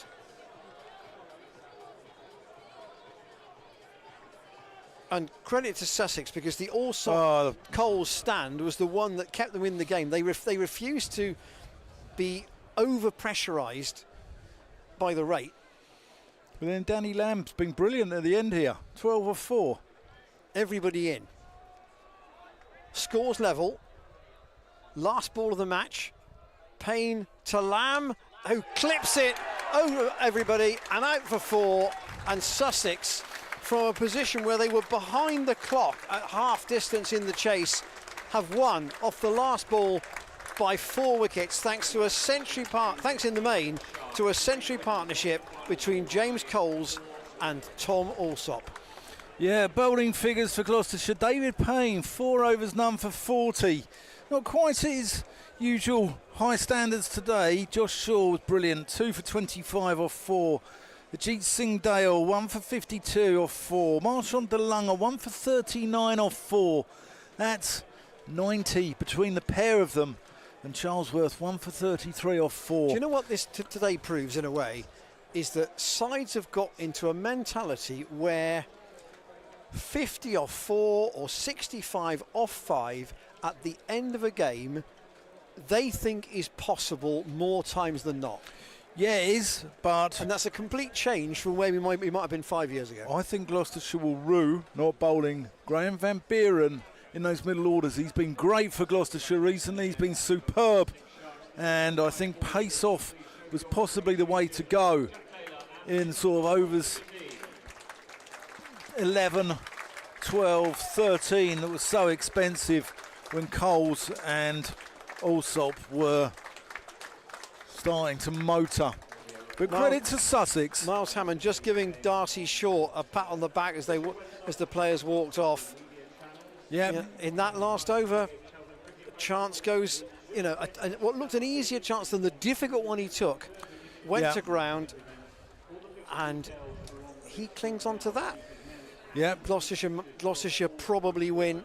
He doesn't, and Sussex win it off the last ball. Thrilling start to the Cheltenham Festival. Gloucestershire 185, just to prove they were well in the game at 185.